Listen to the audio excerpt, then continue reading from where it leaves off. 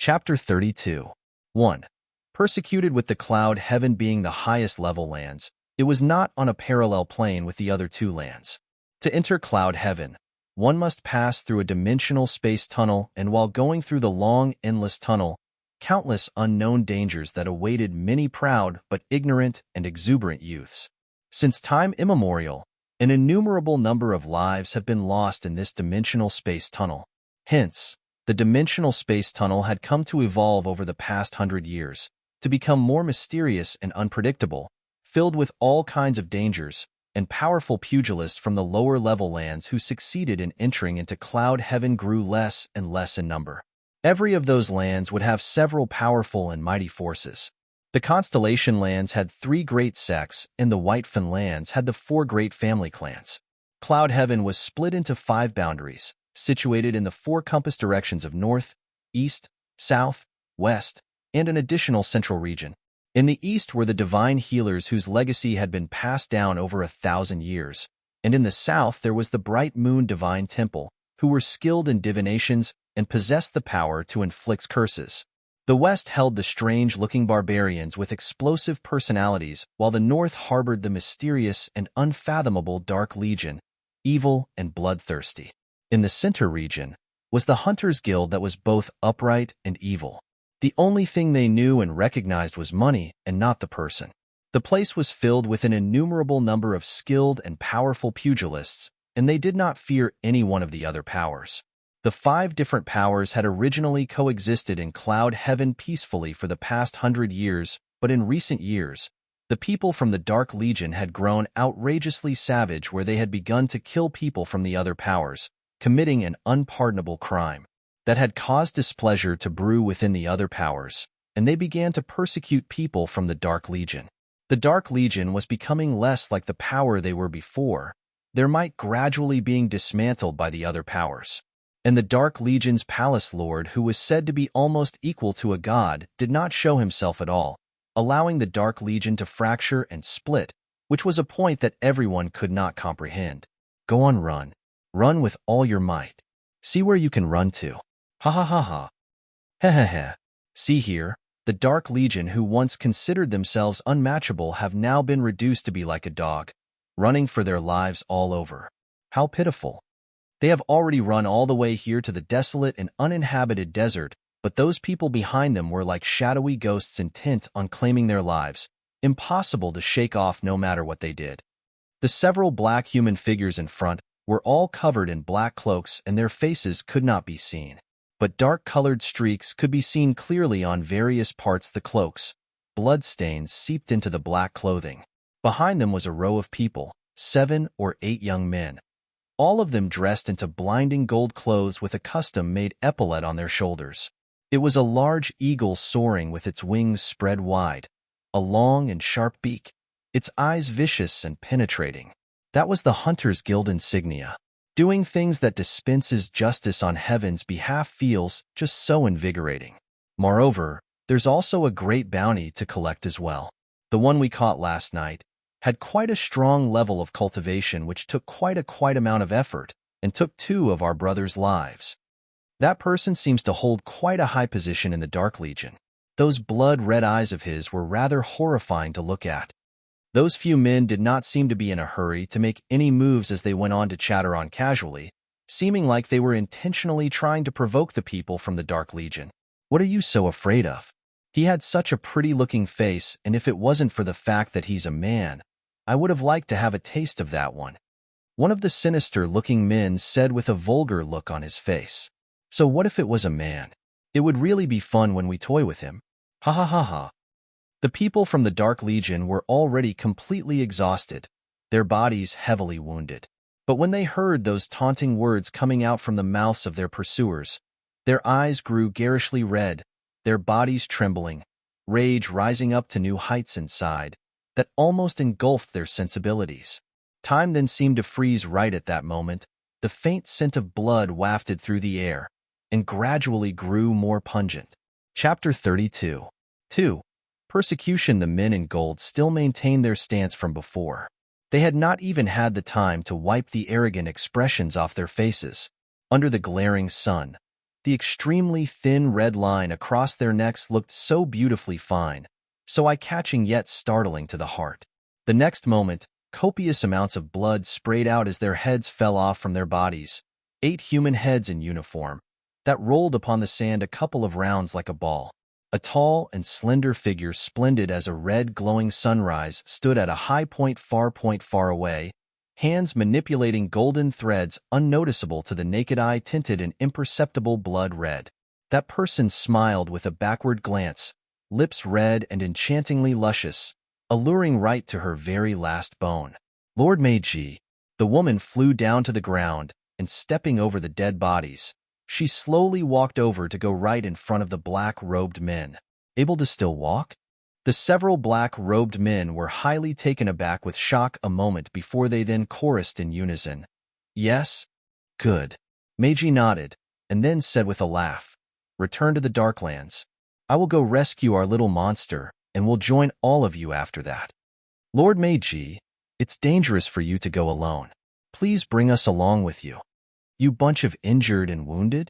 For me to carry all you dead weights? Meiji's face was contemptuous. The Hunters Guild is nothing to me, and they will not be able to stop me. Heske. If they had not used such a crafty ruse, how could they possibly be able to capture our little monster? The few of them had still wanted to say something, but were then interrupted. All right, hurry up and go back.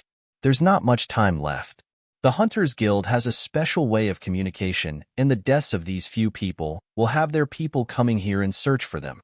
The smile faded from Meiji's face, and she tossed them a round black ball. Hold this. If you meet with danger again, do not fight them.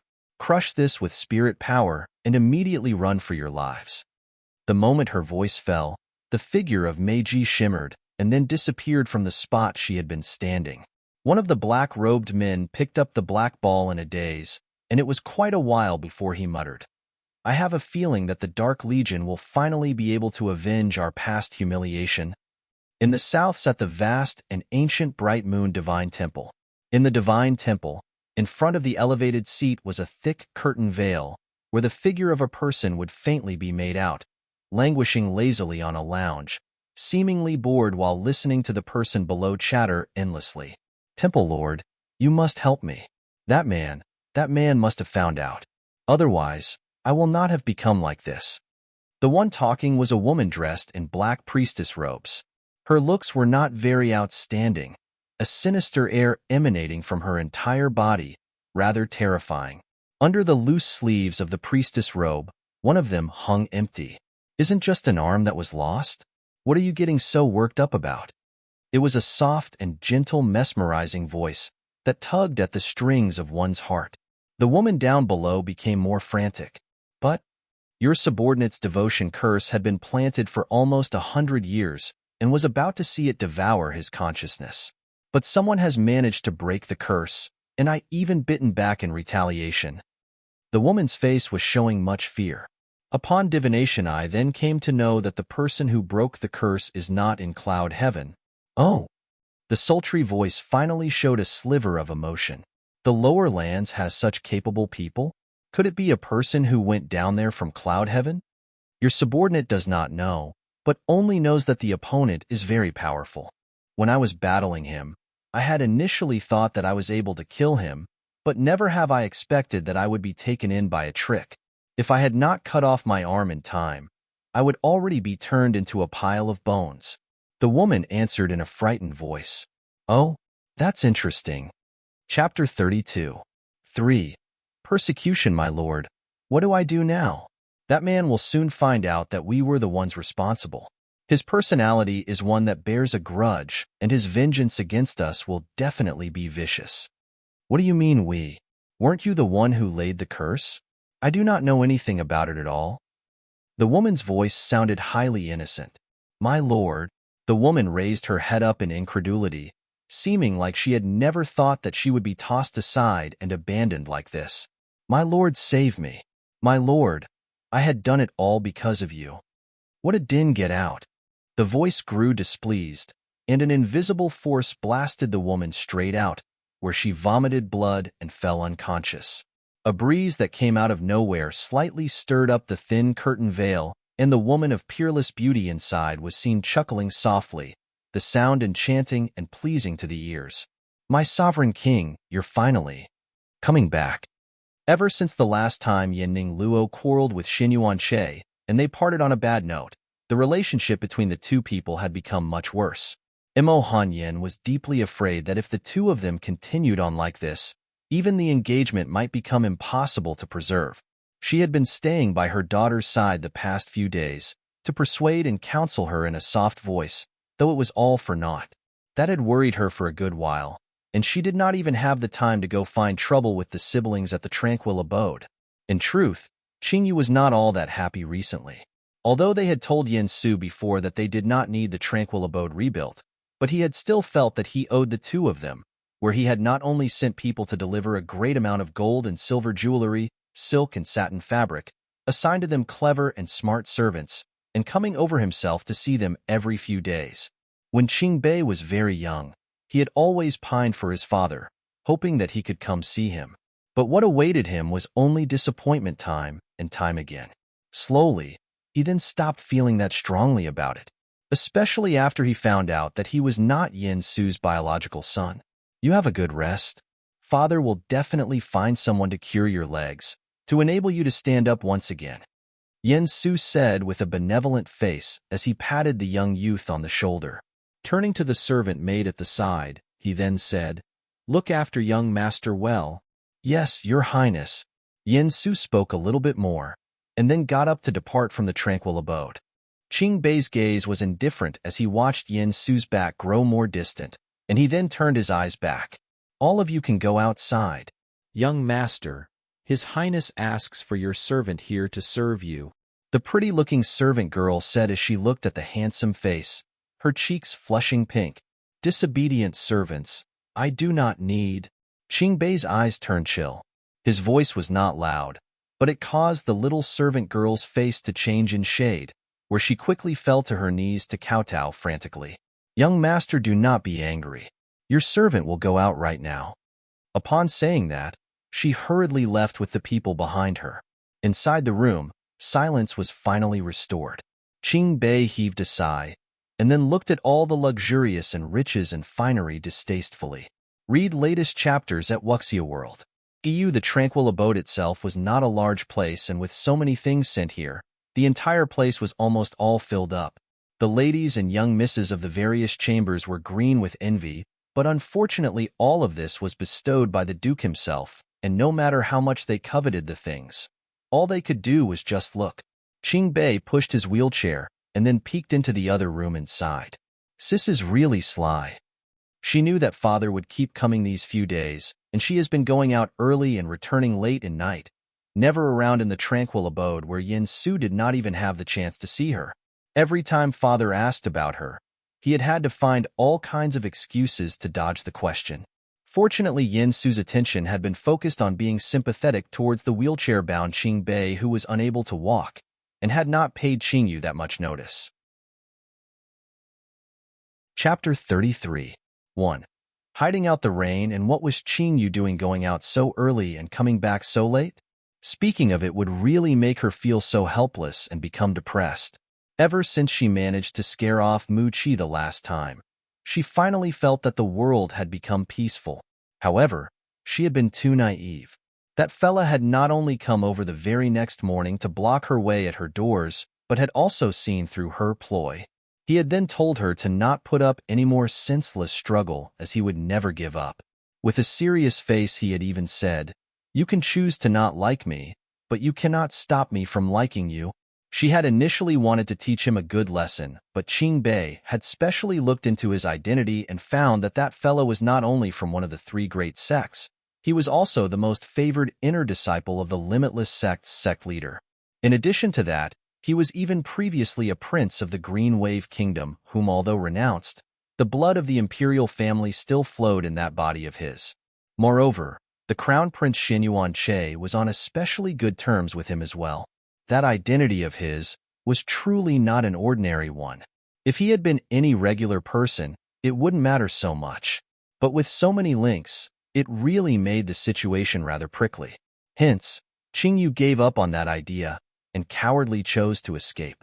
That's right, as long as she was not in the tranquil abode. Would that fella then possess an all-seeing eye? As vast as the lands were, there would always been a place for her to hole up in. The Duchess did not have the time find trouble with them the past few days, as she had been worried about her own daughter. Even if she was not in the Duke's manor for 10 days or a fortnight, no one would notice a thing. Then where had she been in that period? About several 10 miles distance away from the Eternal Peace Duke's manor, there was a cave. Someone should have probably lived in there a very long time ago, and although it was a little overgrown with vegetation, but making do with the place for a short period, it provided a much better environment than the times in the past where she had to survive out in the wild. Over these past days, she just remained in the cave to cultivate her powers. And she also managed to cultivate some highly nourishing elixirs for spirit bodies, meant for her weapon spirit. Speaking of this, it was rather strange. That fella had clearly benefited quite a bit as well whenever she managed to gain a breakthrough in her own powers, so why had it suddenly seemed to have fallen back into a coma once again? As its mistress, she really didn't seem to command that much respect from it. But little did she know that the little fella in her body was not in a deep sleep at that moment, but it was because it had just devoured a powerful evil spirit and was digesting it. Wait till it had completely combined the evil spirit into itself, and it would be the day it would make its reappearance to the world.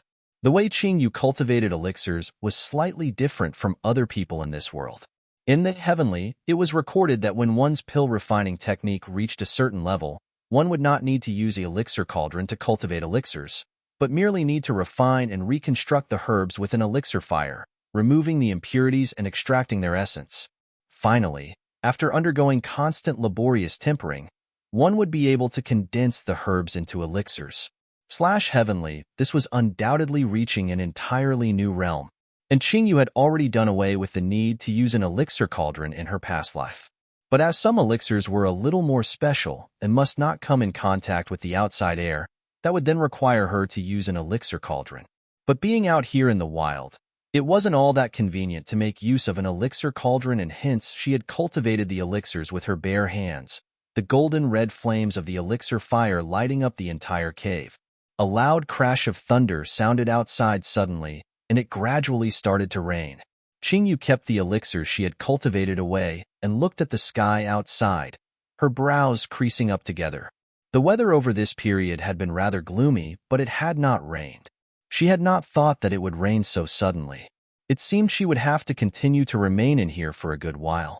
Qingyu gave a long sigh and could not help but think of all her countless days of training in the past, in that cold and dark room, engulfed in endless desolate loneliness. Chapter 33. 2.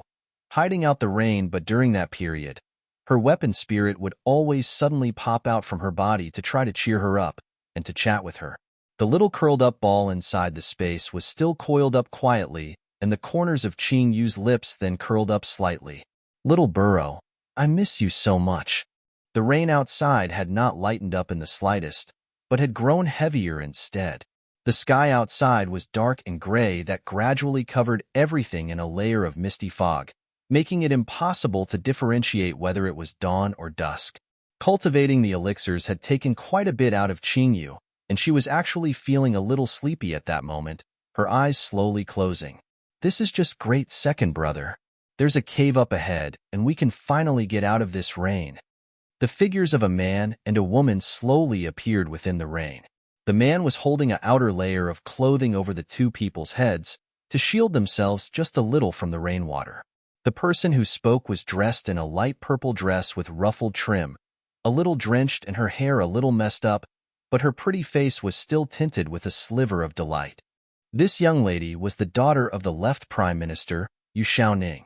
I really have to take my hat off to you, Ning Ning. Don't you know that the weather these couple of days isn't all that suitable for travel? And you still insisted on coming out. This is just great. We're now wetter than chickens drenched in soup. The blue-robed man was sunny and good-looking, the expression on his face a little begrudging, but seemed more doting and helpless against the young lady. He was the left Prime Minister's second son, Yu Tingxian. Yu Xiaoning stuck her tongue out mischievously. Aya, Big brother is always so busy you can barely catch a glimpse of him, and third brother is such a playboy, loitering among the flowers all the time. Only second brother is willing to keep me company. I'm really lonely, you know. Naughty imp. The man rapped her on the head with a laugh.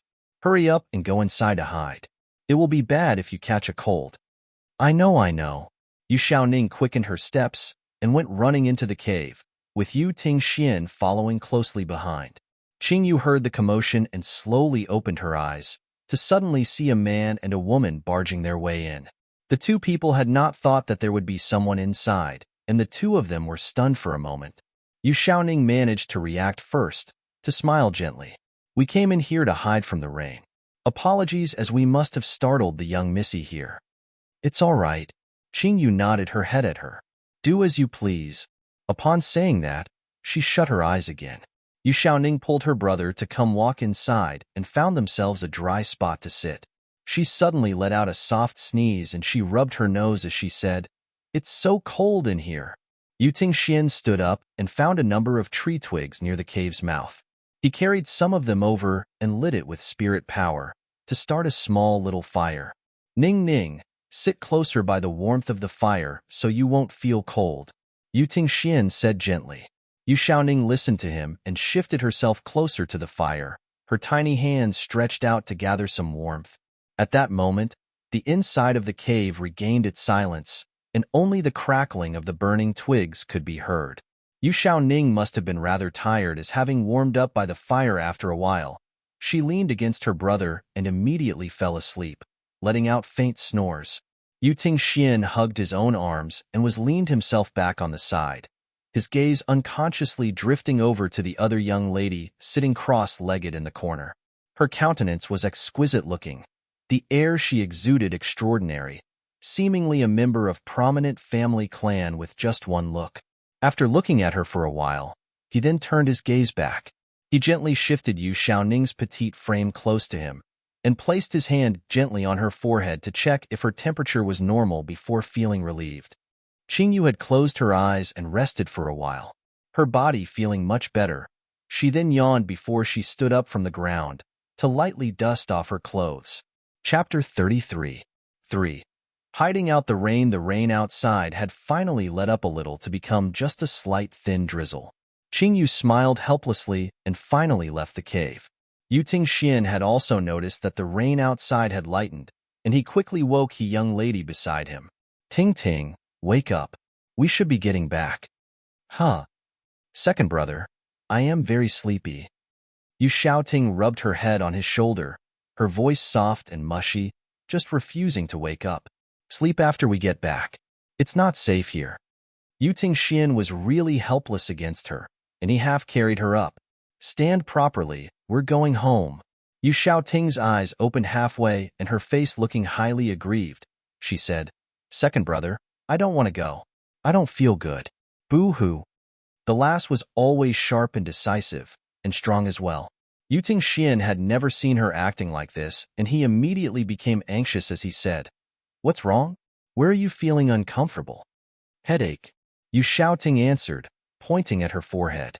Yu Tingxian quickly stretched his hand out to check her forehead. It's not hot. Why do you have a headache? Boo-hoo, I just don't feel well. I don't want to go. Don't want to go. When a young lady was ill, no matter how strong she usually showed herself to be, at times like this they would always appear extraordinarily fragile. Seeing the large eyes brimming over with tears that threatened to fall, Yu Tingxian felt his heart wince with pain. It's all right, be good. Don't cry, you'll feel worse if you cry. Yu Tingxian said comfortingly in a soft voice, before he then called out without a moment's hesitation, Will the young miss please hold your step? The young lady in white had already reached the cave's mouth and she halted in her steps when she heard that, her head turning around with an eyebrow raised. Are you calling out to me? The pair of peerlessly beautiful phoenix-like eyes were so alluring it stirred one's soul. Yu Tingxian fell into a daze as he stared, clearly not expecting that the young lady with such exquisite features would actually possess such an enchanting pair of eyes. But at that moment he did not have the time and leisure to pay further attention to the young lady's looks but went on to say, Miss, can you help see what kind of an illness is my little sister afflicted with? Huh. Qingyu blinked. How did you know that I possessed the ability to do that? There is the fragrance of herbs on you, and only an elixir cultivator would have that kind of a scent. Yu Tingxian explained incisively. He can even smell that? What kind of a nose does he have? Qingyu was rather surprised by the man's sharp sense of smell. But since the other party had opened their mouth to ask, she felt a little embarrassed to refuse, as that talent gifted upon her by the heavens was meant to save people from death and to treat the wounded. She reached her hand out to feel the other young lady's wrist. It's nothing much. It's just a very slight fever. She'll be fine with a prick or two from my needle. Upon saying that, her slim and slender fingertips pulled out a silver needle that was as fine as a strand of a bull's hair, and she pricked Yu Xiaoting somewhere on her forehead before Yu Xiaoting was seen opening her eyes in a daze. Is your head still painful? Seeing that adorable look on her face, Qingyu could not help but find it amusing as she opened her mouth to ask. Yu Xiaoting shook her head, seemingly still a little dazed, before her eyes fixed right upon that enchantingly beautiful face, and she then actually asked Qingyu, "Are you a demoness?" Qingyu arched up an eyebrow. "Do I look like one to you?" Yu Xiaoting shook her head again, and then stared at her very intently. "You look more beautiful than the demonesses in the books. Read latest chapters at Wuxia World." Yu Qingyu could not help but laugh out loud. "You're so adorable." She then turned her gaze over to Yu Tingxian, who had an awkward expression on her face. "She's all right now. I'll make a move first. Goodbye." Saying that, she did not even give him a chance to react, but got up and left the cave in a blink, the white figure walking very quickly under the rainy scene. The two people were mesmerized as they watched the figure disappear. Yu Tingxian retracted his gaze and found that his little sister was still bewitched. He stretched his hand out and waved it in front of her face as he called, "Ting Ting." Chapter 34. 1. Hero saves. The damsel? Second brother. Yu Xiaoting suddenly called out loudly to him, which made Yu Tingxian almost jump out of his skin. He then stared angrily at her and said, "Why are you shouting so loudly for? When did such an outstanding character appear in our imperial capital?" Yu Xiaoning's face was serious. Logically, a young miss who is so pretty like this, we should at least get to know her. Yu Tingxian was speechless. This little sister of his, is her condition acting up once again? Unable to take her eyes off any beautiful person, she was clearly not that bad looking herself. She was also on very good terms with Princess Ningfeng as well, the kind that they told each other everything and anything. But the main reason for that was, Princess Ningfeng had a face that made her the #1 greatest beauty. Gathered Cloudloft, the other side sent news that Meiji destroyed several of the Hunters Guild's secret bases. Bai Jian looked at the man standing by the window and said with a smile, "I heard that they captured that little monster of hers which got under her skin quite a bit, and she immediately embarked on a massacre." Lu Junyao acknowledged with an indifferent grunt. "She has been idle for a long enough time. Let her go loosen her joints a little." The corners of Bai Jian's lips lifted up slightly and came walking over to stand beside him. "It is about time that the Lord returns as well. Having left Cloud Heaven for so long and roaming around in these two low-leveled lands, it really doesn't befit that slaughter-all-in-your-way character of yours back then." "Really?" Lu Junyao lifted an eyebrow, his gaze growing deep and profound. "I have grown older after all, and the times are no longer the same as before. I should exercise a little bit of restraint at least." Bai Jian went. Fortunately, he was not drinking tea at that moment, or he would surely choke himself to death. This lord here is really starting to act more and more weird. When did he start liking to tell corny jokes like this? It isn't the least bit funny at all. The Dark Legion has been thrown into a frantic mess by the people from the Divine Temple and the Hunters Guild. Seeing that you are going to lose your position in Cloud Heaven, you really do not seem to be worried at all. Bai Jian gave a sigh. As the Divine Healer sect's #1 prodigy, I was young and ignorant in the beginning, thinking that I will be able to attain great achievements charging forth with you. Who would have thought that the Dark Lord, whose notorious fame quaked through the lands and sent shivers down people's spine upon hearing his name, is now unable to recover from just one setback? With an imperceptible smile, Lu Junyao looked at that sad and forlorn-looking man, his handsome-looking face seemingly showing a hint of admiration. That's rather good acting. Bai Yin could not find any words. Sigh. He gazed at Lu Junyao with an aggrieved look for a while, and noticing that the expression on Lu Junyao's face seemed to change for a brief moment, Bai Yin turned to follow the man's eyes. Huh. Bai Yin's eyes widened. Why does that person look so familiar? Qingyu. Mu Qi's sharp eyes spotted the figure in front and immediately soared through the air to block her way forward. The faint smile at the ends of Qingyu's lips then stiffened. I've finally managed to see you again. The delight on the young man's face was unrestrained, his handsome and sunny smile making the man look so lively and eye-catchingly radiant. Qingyu clasped her hand over her forehead helplessly. Mu Qi, do not. Her body was suddenly caught in a tight embrace. And on that busy street with people passing up and down, the bustling noise suddenly turned quiet. A flawless young beauty and a handsome young man with a sunny disposition. The scene was just like a beautiful painting. Qingyu, can you not avoid me anymore? Do you really dislike me so much? The young man's voice was tinged with a hint of sadness. Qingyu's action that was about to push him away then paused. All the way from when I was very young till now, even though I was thrown out of the imperial palace, my life had always been one where I got anything I wanted. Mu Qi held on to the young lady tightly, his voice depressed. I have thought it through very seriously. Is it because I have never failed to have what I wanted before, so I am feeling such a strong desire to possess you? Chapter 34. 2. Hero Saving. The damsel? But it is not that. Mu Qi then released her gently. The eyes that were always smiling were now filled with emotions. Qingyu, I really like you very much. Qingyu felt rather troubled as she knitted up her brows. Faced with the young man who was confessing his true feelings so earnestly, she didn't want to reject him too harshly. She should at least be a little tactful, right? Why aren't you saying anything? Mu Qi asked when he saw her brows creasing up. Deeply afraid that she might be unhappy, he quickly said, It's all right. You do not need to answer me immediately. I can wait. But I do not like you in that manner, Qingyu said with a helpless laugh. I have merely saved your life, that's all. Do you repay all your benefactors like this? Of course not. I only feel this way towards you, Mu Qi hastily explained. Bai Yin watched with a highly amused face from above. Hehehe. What day is it today that we would be entertained by such a great show? That young lady is really rather pretty looking though, and the lad isn't too shabby either. Rather compatible, I must say. Lu Junyao cast a scathing glance at him, and Bai Yin immediately clammed his mouth shut. What had he said wrongly again? Without waiting for him to clear his bewilderment, he already saw Lu Junyao turning around to walk outside. From the look of things, Lu Junyao was going to go out into the streets. My lord, where are you going? Bai Yin quickly hastened forward to catch up. Downstairs, Mu Qi's eyes widened into two big circles, looking highly infuriated. I do not believe it. You are lying to me. I am not lying to you this time.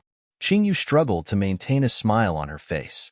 Scoundrel, you really can't see that the number of people gathered around us is becoming more and more? You're not going to give up, are you? I have someone I like already. Mu Qi, you are great, and you deserve a better lady. These words sound so familiar. Why do they sound so much like what that heartless man from my previous life would say to a woman? I do not believe that. Mu Qi roared loudly. You must be lying to me, unless you can get that person to appear before me right this instant. Qingyu chuckled to herself in her heart, and with the slightest hesitation, her slender finger pointed haphazardly into a general direction. The person I like is him. Mu Qi turned his head with a furious gaze, and he was then frozen. That person was dressed in a regal purple robe, his body tall and well-built. He was about half a head taller than him, with Mu Qi already losing out a notch in height. Not to mention, that man also had peerlessly handsome looks. A pair of mysterious and unfathomable violet eyes filled with a kind of storm brewing in them. A powerful aura emanated from that body that caused the hearts of people to unconsciously feel a sense of fear. A ring of people had been gathered around to pry and peer, but suddenly, a large portion of them dispersed in an instant. Qing Yu's hand still maintained its pose, and when she saw the look of stunned defeat on Mu Qi's face, her brow lifted up slightly. She grew curious, and she raised her eyes up to freeze in place as well. How did it come to be that fella? Could she be any luckier? And she was dressed in ladies' clothes. Right, she wouldn't be recognized as she was dressed as a girl. Lu Junyao watched the changing expressions on her face and immediately found it rather funny. He walked over to stand beside her, her voice low and magnetic. Encountered some trouble? Qing Yu was stumped. Should she pretend to not know her, or should she pretend that she did not hear him? When Lu Junyao saw that she did not say anything, he looked up and turned to Mu Qi. Is this the guy you said was pestering you before? How did you know about that? Qing Yu asked in bewilderment. All right. Having asked that, she had undoubtedly just revealed her identity. Let it be exposed then. She had not intended to hide that fact forever anyway. I can see that you're getting a little impatient. Lu Junyao curled up the corners of his lips. We have not met for quite a long while. Would you like to come up and have a seat? Chapter 34. 3. Hero Saving. The damsel? But leave it to me. Lu Junyao went on to hold her by the shoulders and handed her over to Bai Jiyin behind him. Bring her up. Bai Jiyin had been in a state of complete bamboozlement with everything that's happening right from the beginning. Hence, when he heard the order given to him, he did not question it at all, but immediately led the person away. You are really the person that she likes? Mu Qi's face was one filled with highly complicated emotions. He had to admit that the man before him was indeed stronger than him. The edges of Lu Junyao's lips were slightly raised. Isn't it already obvious? Though those lips showed a hint of a smile, there was no mirth in those violet eyes.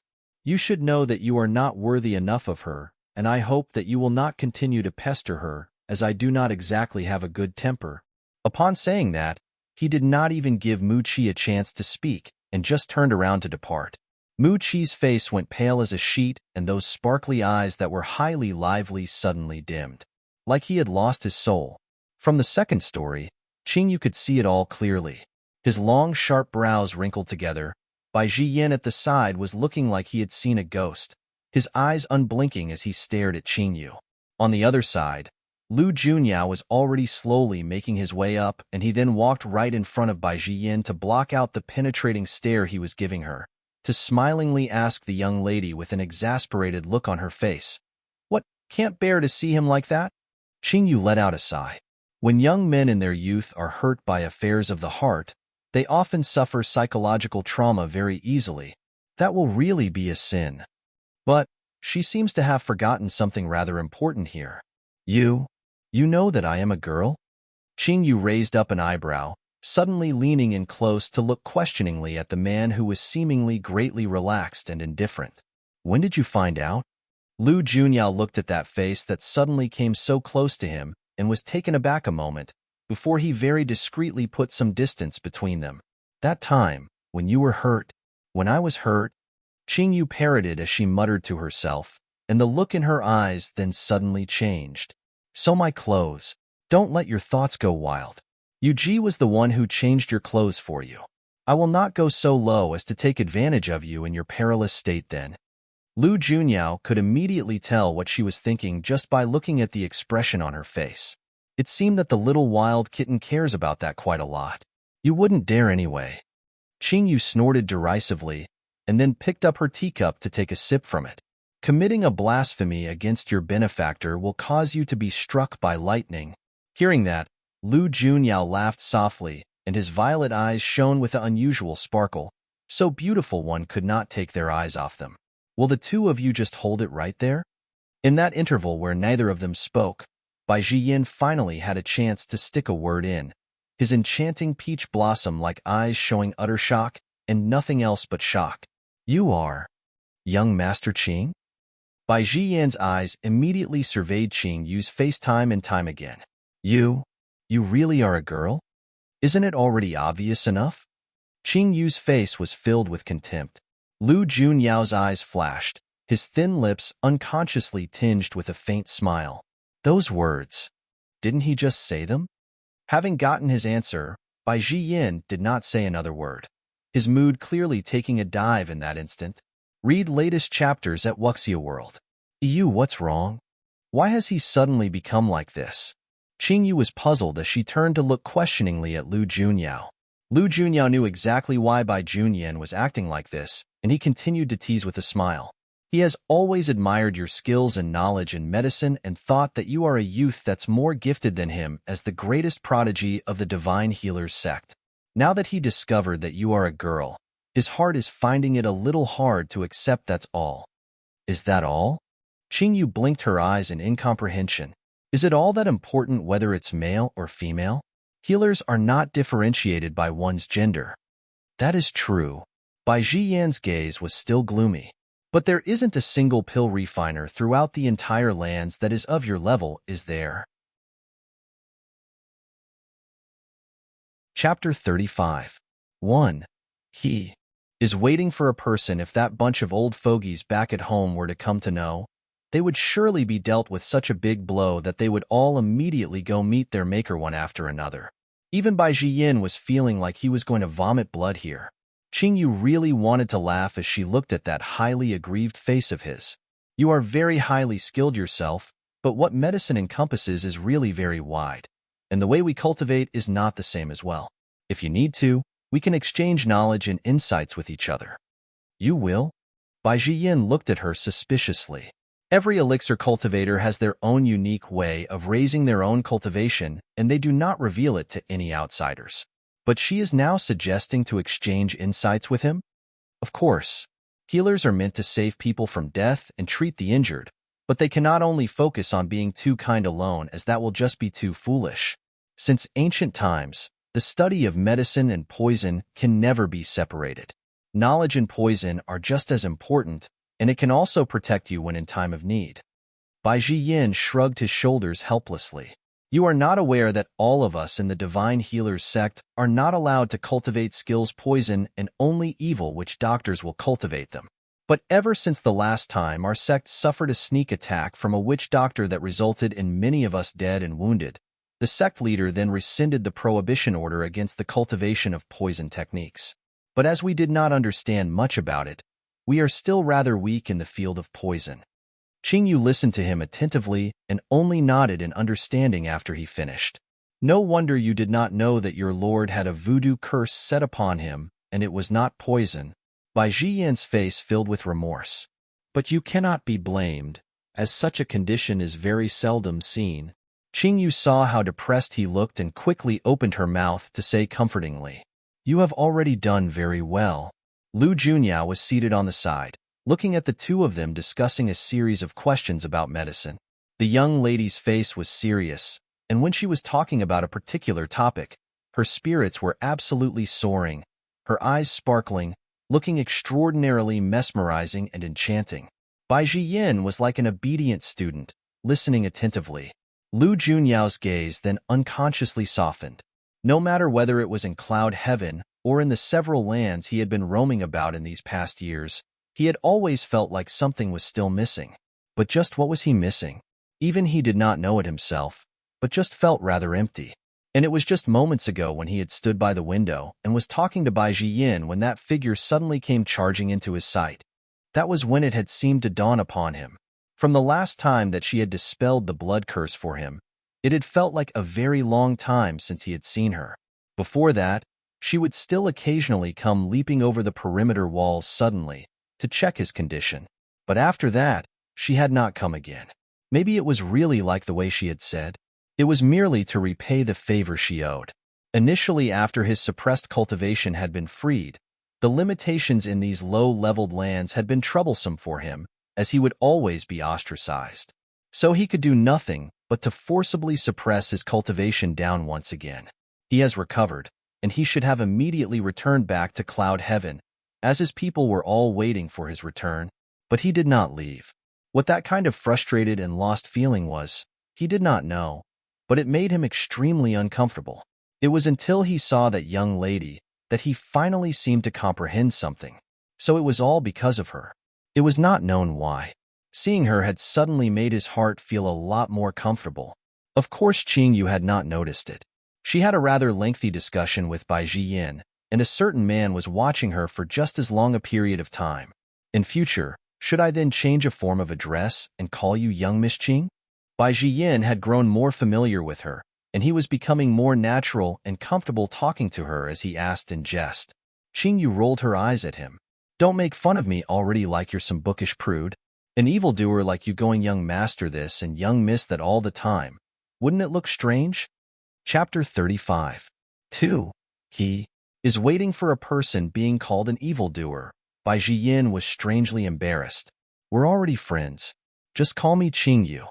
Bai Jiyin liked that generous and unpretentious personality of hers and said with a laugh, Then I will just call you Qing Yu. The corners of Qing Yu's lips curled up, her smile spreading into her eyes. Suddenly seeming to have thought of something, she took out a little box and put it on the table. This is a gift for the two of you. The green one is an antitoxin elixir, which will make you immune to 100 kinds of poison for 6 hours after taking it. The red one is an antidote pill, able to dispel most poisons. Right at the bottom in the hidden compartment is the poison gas ball. Once it explodes, it can kill all living things within a 100-mile perimeter. Use this one with care, she explained with a slight pause between each word, which caused Bai Jiyin to be stunned into a daze. You mean, aren't the two of you leaving this place soon? Keep it to protect yourself. The time will surely come that you will find a use for them. Qing Yu said smilingly. Once you encounter an enemy or something, do not waste time. Just treat them to a poison gas ball and it is guaranteed that they will die a horrendous death, the kind where they will not die with their bodies intact. How do you know that we are leaving? The low voice that came out this time was from Lu Junyao. Qing Yu looked at him with a smile. When I came in here, I sensed that there was a lot less people. You are very sharp. Bai Jiyin nodded admiringly. But why would you want to help us so much? It was merely just for a ball of polar fire core, but not only had she cured the lord of the condition that had tormented him for so many years, she had even gotten heavily injured while dispelling the curse.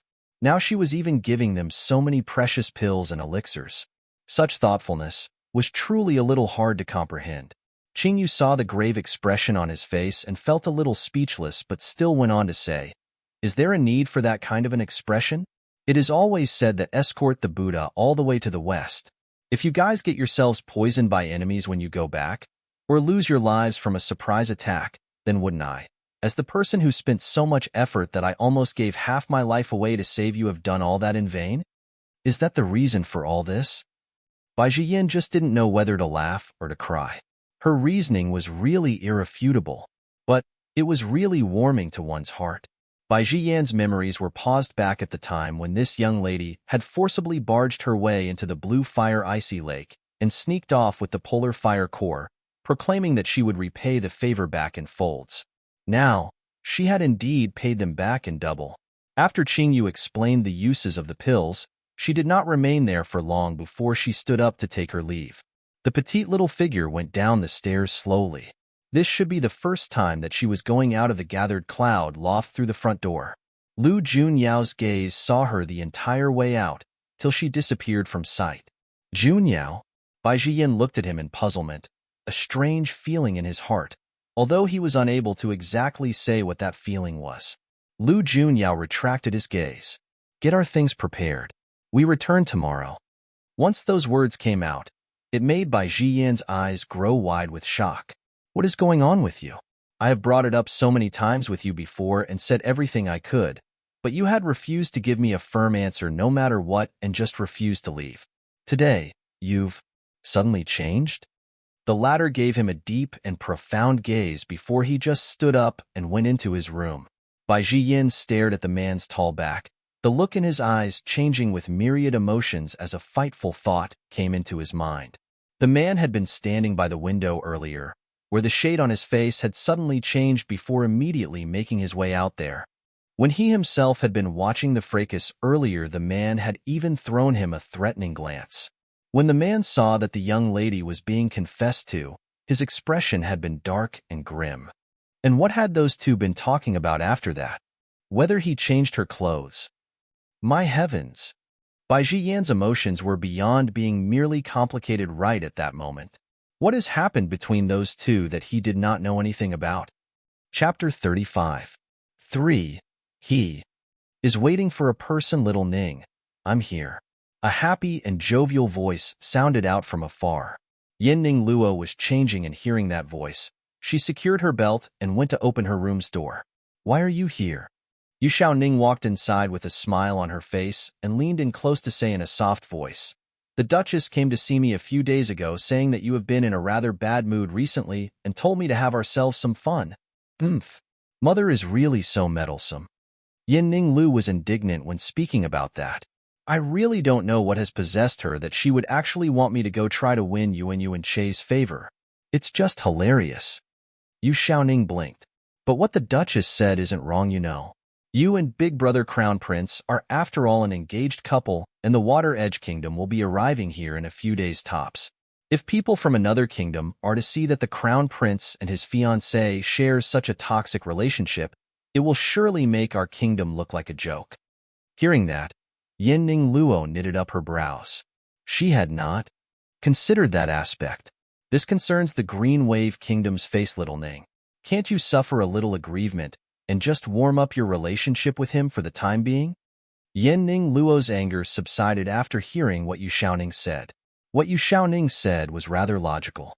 The matter concerned how the kingdom would look to outsiders, and she really could not possibly not show Yuan Che, the crown prince of the kingdom, some face. Only you are able to be so glib. My mother must have really wrecked her brains to have asked you to come play lobbyist. Yin Ning Luo glared at her friend, but the admonishment was delivered with a laugh. Yu Xiaoning stuck out her tongue mischievously. I just knew that our kingdom's greatest beauty is most understanding. Let's go. Yin Ning Luo then said. Yu Xiaoning was taken aback a moment and then revealed a smile. Sure, let's go, let's go. The horse carriage is already waiting outside the door. The two of them went out holding hands, both of them similar in size, with graceful and lithe figures, one extraordinarily beautiful, the other quick-witted and pretty. These two pride of the capital city seldom showed up together, as one was often in the faint mist sect, while the other was always so busy running all the numerous businesses, big and small, under her. It was only just this year that she was able to afford a little bit more time for the two of them to gather together. Heh, we've really been kept eagerly waiting here, but only our Ning Ning is capable enough to do it. It isn't an easy task to get our greatest beauty to agree to come out. Accompanying that flippant, mirthful male voice, a tall man immediately came jumping out from the horse carriage. You Jingzhua? Yin Ning Luo arched up an eyebrow. What are you doing here? Upon saying that, her gaze subconsciously turned to look inside the horse carriage, her innate instinct against a particular person telling her that someone else was in there without needing anyone to tell her. Yu Xiaoning. Yin Ning Luo's beautiful eyes half narrowed, her voice sinister sounding. Yu Xiaoning felt a quiver run through her and displayed her pearly whites prominently, putting on an impossibly earnest smile. Little Ning, didn't you agree to it just now? That you will improve the relationship? Our kingdom's face is at stake here, you know? Read latest chapters at Wuxia World. Yin Ning Luo did not say a word, but just continued to look at her expressionlessly. Yu Xiaoning gritted her teeth together, and she pinched herself hard. The next second, those witty eyes of hers were brimmingly wet, her hands and fingers pressed together as if in pitiful prayer. My good little Ning, I made a bet with my third brother that if I am unable to convince you to come, he can then throw such an adorable little me into the lily garden to do all kinds of menial tasks. Can you really bear to do that? Boo-hoo. The Lily Garden is a little gigolo brothel Yu Jingzhua opened, which was actually a hidden organization that secretly gathered intelligence, as many of the high-ranking officials and nobles in the Green Wave Kingdom had quite an acquired taste for that kind of a flavor. Yin Ning Luo looked at how pitiful she was looking, and she was feeling both infuriated and amused at the same time. How childish are the two of you that you can make such a bet with him? So are you coming with us or not? The weather is just great today, and it will be really nice just stepping on some greens, right? Chapter 36. 1. Absolute and instantaneous kill. Tisk, can I still choose to not go? Yu Xiaoning, it's really a mystery how I came to become friends with you. Yin Ning Luo swept her gaze over her, and then went on to completely disregard her presence before climbing into the horse carriage. Yu Xiaoning was taken aback before she slyly shot her third brother a smug look, her eyes saying, "How? Do you concede?" Yu Jinghua shrugged his shoulders helplessly. "Fine. Losers weepers. I'll give you that map of the mountains of heaven and earth when we get back." The two of them exchanged a series of meaningful glances with each other before they then climbed into the horse carriage one after another. Inside the carriage, Xinyuan Che and Yinning Luo were seated on one side each, neither of them saying a word, a rare moment of quiet and tranquility between those two. Yu Jinghua and Yu Xiaoning looked at each other, and they saw surprise in the other person's eyes. When those two are not trading barbs with their tongues, they are actually rather compatible. The new Moon Lake was situated in the central region of the Green Wave Kingdom, a newer and slightly more well-known place of interest to travel to, where the water presented itself to be faintly blue with many colorful fishes swimming within, a breathtaking sight. Many picturesque pleasure boats and other vessels dotted over the lake's surface, pairs of lovebirds and passing merchants, all kinds of people. When they reached their destination, Yu Jinghua came down from the carriage first, to hold the curtain up to allow the two young ladies to get off. Yinning Luo did not often show herself in public, but in the Green Wave Kingdom, there were few people who did not know her. Hence, at the moment she stepped off the carriage, a series of collective gasps immediately sounded all around them. "It's Princess Ningfeng. Oh, it's really her. Heavens, she's really so beautiful. I did not think that it will be exactly like what the rumors say. She's just like a goddess. She's the greatest beauty of all indeed. Hearing it 100 times cannot compare to seeing it with your own eyes. That elegant air and grace is absolutely unmatched."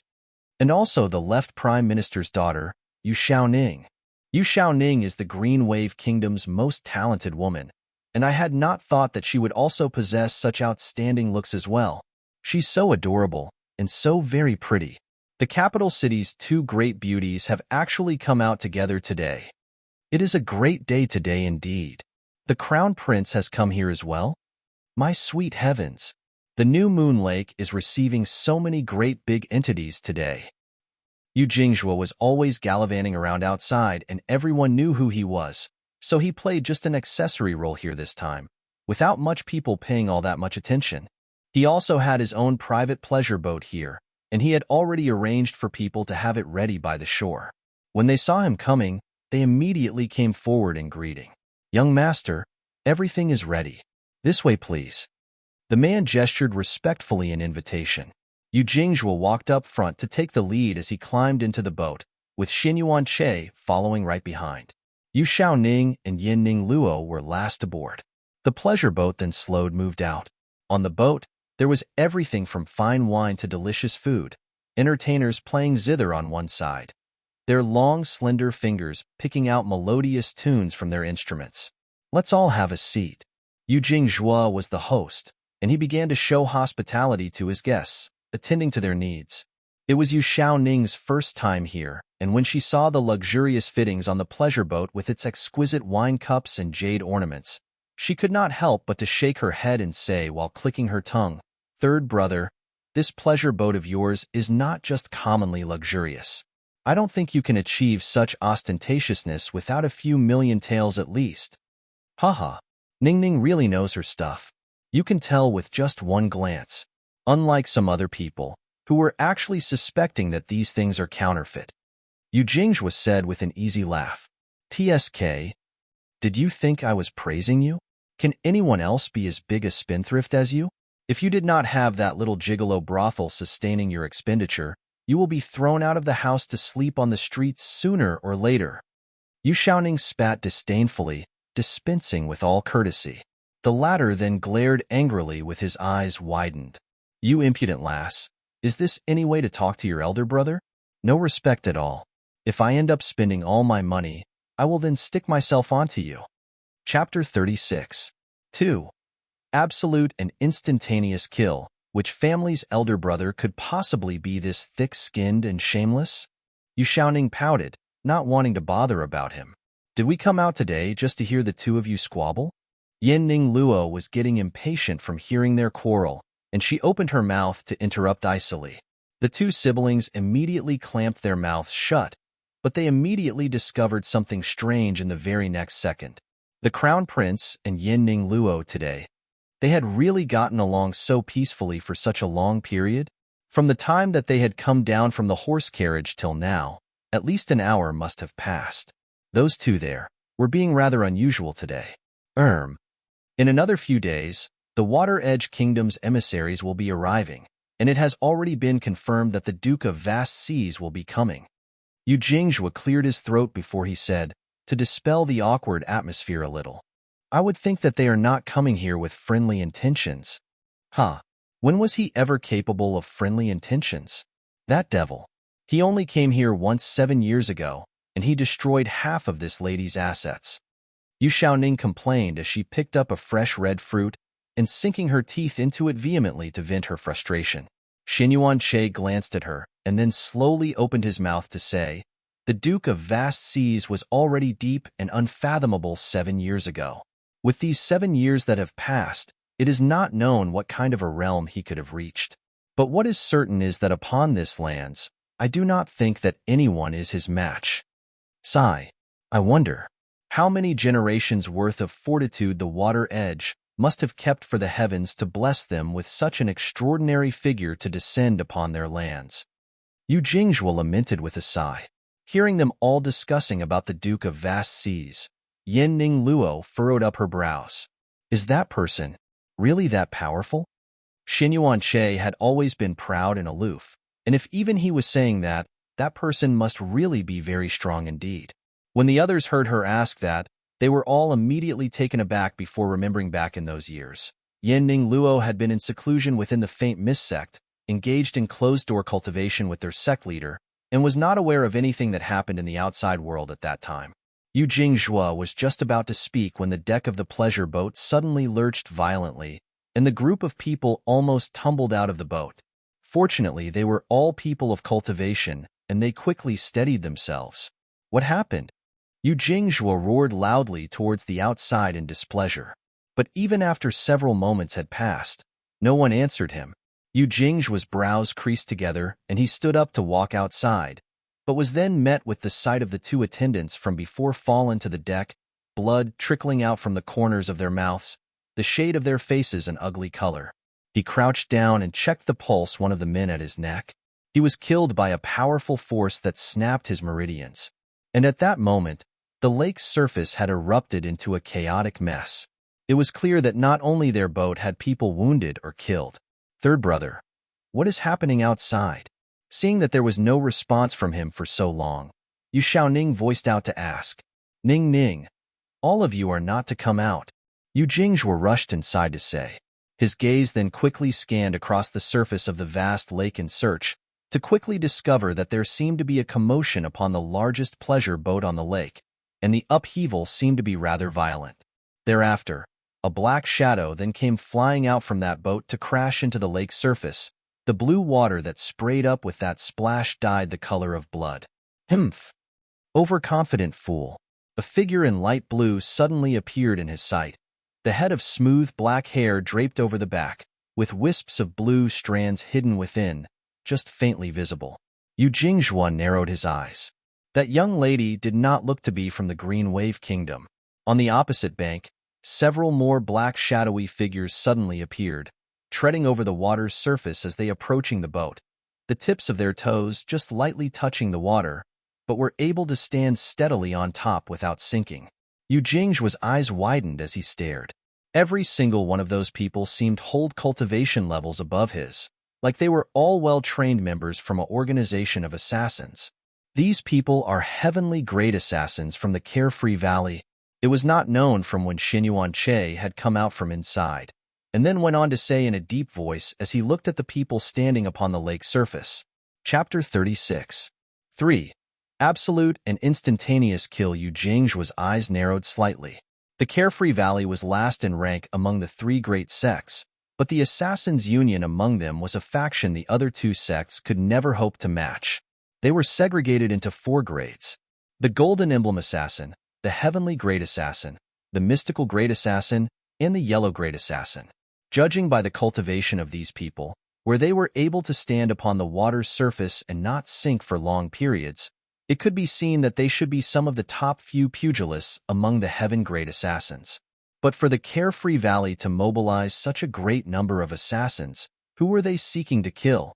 Weren't they mobilizing too big a force here? It must be known that whenever they sent out just 2 assassins, it would already show that the target was no ordinary target. But before their eyes, they could see at least 20 people here. And the young lady in blue standing out there on that boat was Yuxian Yin. 2 days ago, she had already pleaded with Qing Yili to bring her here to the Green Wave Kingdom. Never had she expected that they had just reached. They had immediately met people who were out to spoil the mood. Yuxian Yan's face was filled with displeasure. Who sent you here? To think that you will have the temerity to want to assassinate us? Do you know who we are? Upon saying that, she did not wait for all those men to reply, but to raise up a finger lightly. Thereafter, the light blue waters of the lake became as if it was lead, to rise and surge towards her palm, forming into a great ball of water that glowed faintly with lightning. In the next second, the young lady's gaze flashed icily, and she detonated the ball of water viciously. An enormous torrential wave rose up from the surface of the lake. Impossibly shocking scene. All the black-robed men hastily retreated, and as they were all well-trained assassins, they did not show the slightest bit of panic. They summoned their spirit powers and put up their defenses, the lake's surface immediately lighting up with spirit power glows in myriad colors, making for a breathtakingly beautiful sight. Yu Jinghua stared in shock, his eyes growing wider, where he and Xin Yuanche then summoned up their powers to steady their own boat. How powerful! The Water Edge Kingdom's 9th princess. The 2 of them spoke at the same time, similarly seeing the shock in each other's eyes. The people from the Water Edge Kingdom had arrived, and not a single person knew about it at all. Then, within that large pleasure boat, the person who still had not made an appearance would surely be Yuxian Yin. Come inside. A male voice so cold it seeped into one's bones sounded with a powerful oppressive aura that struck violently at every one of those men's hearts. The black-robed assassins who had still been standing strong were immediately struck, till they all vomited out a mouthful of blood by that oppressive aura. Yuxian Yin pouted her lips when she heard that, but retracted her attack and went walking inside the pleasure boat unhappily. Big brother Yili, why won't you let me fight them? It will dirty your hands, Qing Yili said indifferently, his dark green eyes sinister and chilly. Permeating through the walls of the pleasure boat, an invisible force of power lashed out. Originating from the largest pleasure boat in the center of the New Moon Lake, the waters of the lake was visibly freezing over with a thick layer of ice, gradually spreading out at a very fast speed. The faces of the assassins showed shock and terror, and they turned around quickly to fly away. Unfortunately, the speed of the ice forming was too fast, and it froze the men within it. The sun's rays shone upon the people inside the ice, which made for an oddly beauty sight. In the next second, it was suddenly like the fleeting bloom of a night cactus, wilting after it shows its beautiful blossom, where the ice cracked and broke into fist-sized ice pieces as they fell. The frozen lake's surface was restored to its original state in moments, the varied color fishes chasing each other merrily in the waters, happy as can be. Read latest chapters at Wuxia World. The lake's water was clear and pristine, like nothing had ever happened before. Yu Jinghua and Xin Yuanche was so stunned by the scene that they were not able to even say a word for a long while. That person had not even shown himself, and he had already unleashed such a formidable strike. Just what kind of a terrifying level has he reached? Inside the pleasure boat, Yin Ning Luo's eyes were lowered, her fists tightly clenched up. It's him. Chapter 37. 1. Afterlife Loft. That person's voice was one that she remembered. No matter how much time passed, she would never forget this voice. Yin Ning Luo stood up all of a sudden and walked outside under Yu Xiaoning's completely stunned gaze. Outside, Yu Jinghua and Xin Yuanche were looking at each other in dismay, looking like they did not dare to believe their own eyes. Where is he? Yin Ning Luo's face actually sounded a little flustered. Who? Yu Jinghua's face was one of bewilderment. The person who just spoke. Yin Ning Luo's voice suddenly turned shrill. That man who released that oppressive aura. Where is he? Yu Jingzhua then managed to recover his senses and answered. They disappeared all of a sudden, together with that enormous pleasure boat. They must have employed some special technique to move themselves. Yin Ning Luo's gaze then dimmed in that instant. That person is gone again? Will she never see him again? The man she had kept on her mind for 8 long years. Xinyuan Che had naturally noticed the highly agitated emotions she had just shown, and she had then suddenly turned depressed right after. He then opened his mouth to say, "You hold strong interest towards the Duke of Vast Seas? What about the Duke of Vast Seas?" Yin Ning Luo furrowed up her brows. What does this have to do with the Duke of Vast Seas? Xinyuan Che then laughed. That depressed look you were showing. The man inside that pleasure boat earlier is the Duke of Vast Seas. He has come to the Green Wave Kingdom ahead of time, but he did not reveal himself. But we did see the 9th princess. What? Yin Ning Luo stared with her eyes wide in shock. He is actually the legendary Duke of Vast Seas? Hey, did ya hear?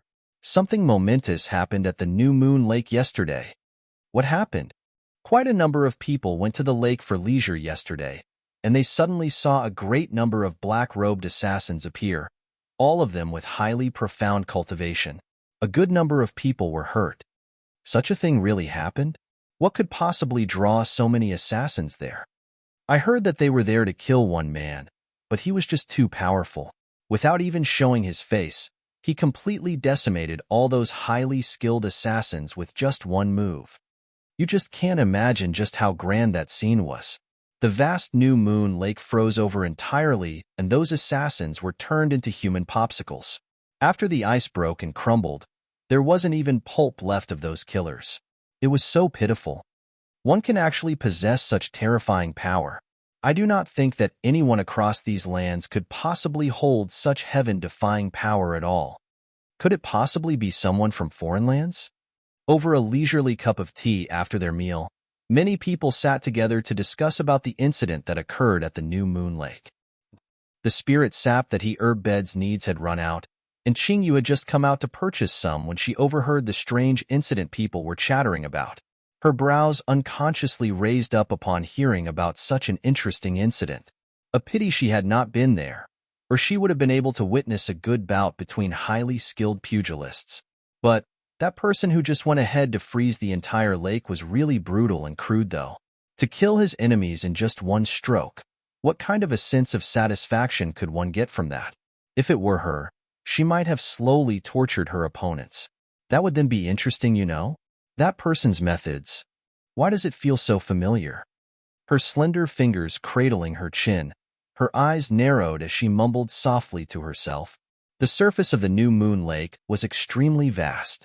To want to freeze the entire lake, it was not a feat any ordinary person was capable of accomplishing. According to the lucky survivors who were present, the ice was at least 10 feet thick, which would be able to hold up even 100 people without cracking. It was also able to freeze instantly and melt instantly, according to that person's will, unless one had cultivated a secret technique to its pinnacle. Otherwise it would be difficult to control it, as the slightest missteps might cause one to suffer backlash. Chapter 37. 2. Afterlife Loft. Of course, she was not about to believe that anyone would readily face the risk of backlash just to show off before people that created such a big commotion. Unless that person was already a terrifyingly powerful entity. Qingyu furrowed her brows to think about it for a while, and finally shook her head in the end. I should just forget about it all. I am thinking too much into it. From the time she came to this other world, together with the years that she wandered and roamed around as a spirit body, even she could not remember how long it had been. Not to mention after she entered this young lady's body, another 6 years had passed. As for that fella, even if he was not yet dead, it was thought that he would be incredibly old already. Thinking that that person might now have a full white beard, his face old and haggard, Qingyu could not help but laugh aloud. She had changed into another disguise when she came out this time. Where she had merely slightly altered her looks before, her countenance had still been much too attractive, and even when she dressed herself up as a male, she still drew countless gazes onto herself. This time, she went ahead to darken her complexion and thicken her eyebrows greatly, making herself look a lot more handsome-looking but less eye-catching, which would attract a little less attention. After making her purchases, she immediately left. Her gaze drifted over to glance at the gathered cloud loft a moment and saw that its doors were tightly shut, the building already emptied out. Upon the steps in front, an old man in gray sat, hugging his arms in front of him as he dozed, his mouth seemingly muttering something intermittently. Qingyu raised an eyebrow quizzically and then paid him no mind before turning around to walk away. Behind her, it was not known when the gray-robed old man had opened his eyes, though they did not show the slightest bit of grogginess despite having just woken up, staring straight at that petite back, and a sharp glint flashed in those eyes. The new Moon Lake was a famous place of interest for leisure, and because of that, the place also had a most regal and luxurious inn there, called the Afterlife Loft. But do not be taken aback by the name of the inn. The reason the place was named the Afterlife Loft was because of a kind of wine they had at this place. The name of that wine was called Afterlife's Water. Though it's called water, it was in fact wine.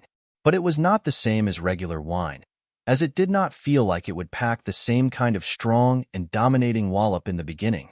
When it first entered the mouth, it was as tasteless and bland as water. But once you drank a few cups, before one could react, its powerful kick would strike, which would be strong enough to even knock out a cow.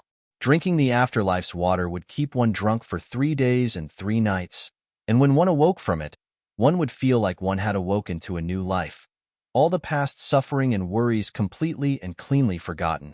This was considered to be another one of its amazing attributes, but unfortunately the secret recipe was not shared, and you will only be able to find it at the Afterlife Loft. Countless people have come to this place due to its reputation just to have a taste of this Afterlife's water. And this mysterious top in throughout the lands was located at the border of the Green Wave Kingdom. Besides lodging and meals, there were also many other places of interest for entertainment. There's an auction house, a fighting arena, and also the more light-hearted song and dance performances, scholarly pursuits like poetry and paintings, catering to all kinds of indulgences. Gathered inside the ground floor's main hall would mainly be people of the pugilist world, common riffraffs, a medley of good and evil people. The Afterlife Loft had a total of 9 levels. The first 5 levels were open to the public masses, while the further few levels were places that mere money alone would not be able to buy you entry. It was reserved only for people of extraordinary identities, people with powerful entities and backing that would be able to enter. But regardless which level it was, to want to even stay in there, one would not be able to even step inside without holding at least 10,000 taels of silver. Not only was the Afterlife Loft different from the other inns, all its charges were exorbitantly high. Hence those people who were feeling embarrassed in their pouches would mostly remain only on the ground level, where the charges were lowest, but was most crowded. To be able to set foot inside the Afterlife Loft, they were all not just ordinary people, and just being in there was a status symbol by itself. But, because of all kinds of minor and petty things, fights often broke out between its patrons on a daily basis. Chapter 37. 2. Afterlife Loft. There was always a death occurring in that place every single day. Patrons were not allowed to stir up trouble inside the Afterlife Loft, or they would be banned from setting foot in that place for life. But those people who got into a fight would make a date to slug it out in the arena. They were a rash and hot-blooded bunch, where they would sign a death indemnity, throwing their lives to the wind. In these lands where the mighty reigned supreme, human lives were cheap. Without power, death awaited. There were also fugitives on the run who were on the wanted list. They had done everything within their means to gather a large amount of money to come into the Afterlife Loft, just to remain alive. Because the Afterlife Loft had a rule that people within their premises would be protected, the people in pursuit were helplessly fearful of the Afterlife Loft's power and influence, and no one dared to come into the Afterlife Loft to arrest the fugitives, unable to do anything but to keep endless watch to wait for the fugitives to come out on their own. And inversely, as long as they did not come out from the Afterlife Loft, the fugitives would enjoy the protection upon their lives. Right at that moment, a horse carriage slowly pulled up in front of its main doors. A sharp-eyed waiter immediately went up in welcome, as the attractive youth who drove the coach lifted the horse carriage's curtain, to announce respectfully, "My lord, young Miss Nine, we've reached." A slender and porcelain white hand stretched out from inside the carriage, and right thereafter, a blue figure then stepped out. Exquisite and peerlessly beautiful facial features, a pair of clear eyes as blue as the color of the sky that were enchantingly spirited, her head of hip-length hair weaved into many tiny braids, wisps of blue locks falling from her temples, that gave the person an exotic charm. Her entire being exuded a regal air, and it was clear from just one glance that she held an extraordinary identity. Following right behind was a tall, slender, framed man, an ink-colored robe upon his body, and as he came off the carriage, his head of flowy silver locks cascading down made him look indescribably bewitching. That man was wearing a ghastly wolf-shaped mask, revealing only a pair of sinisterly green eyes and that stalwart jawline that was hard as steel. The moment he stepped off, the irresistible aura emanating from him attracted the attention of almost everyone inside the main hall. His hair, why is it that color? Someone asked the person beside him in a hushed whisper. It's probably because he's from another kingdom. I've heard that there are many people who do not look at all like us in the other kingdoms, people with eyes and hair of an unusual color. I see. That lady is rather beautiful. But as for that man, it looks like he's not to be trifled with. Hard and icy cold. How could that woman bear to stand there with him? Sure, keep your voice down. Yu Xian looked at the various gazes surrounding them, and her brows creased up together in disgust. What's this? How dare they gaze upon Big Brother Yi Li like they were looking at a monster? What an impudent bunch. Qing Yi Li had long been used to such gazes being thrown his way, and with his eyes not wavering in the least, he walked over to the front desk right in the middle, his slender fingers placing a teardrop-shaped crystal upon it. The eyes of the young man behind the desk immediately narrowed, and he quickly came walking out to front to say respectfully, "The rooms have already been prepared. It's on the 8th floor, the water moon chamber. Please come with me." Qing Yili acknowledged indifferently and then went walking behind the man to go inside, where Yu Xian Yin and Ajin then followed behind. Till the group could no longer be seen, the main hall then suddenly exploded. Read latest chapters at Wuxia World. EU, oh hell, did I not hear that right? The 8th floor? What kind of a background is that man from?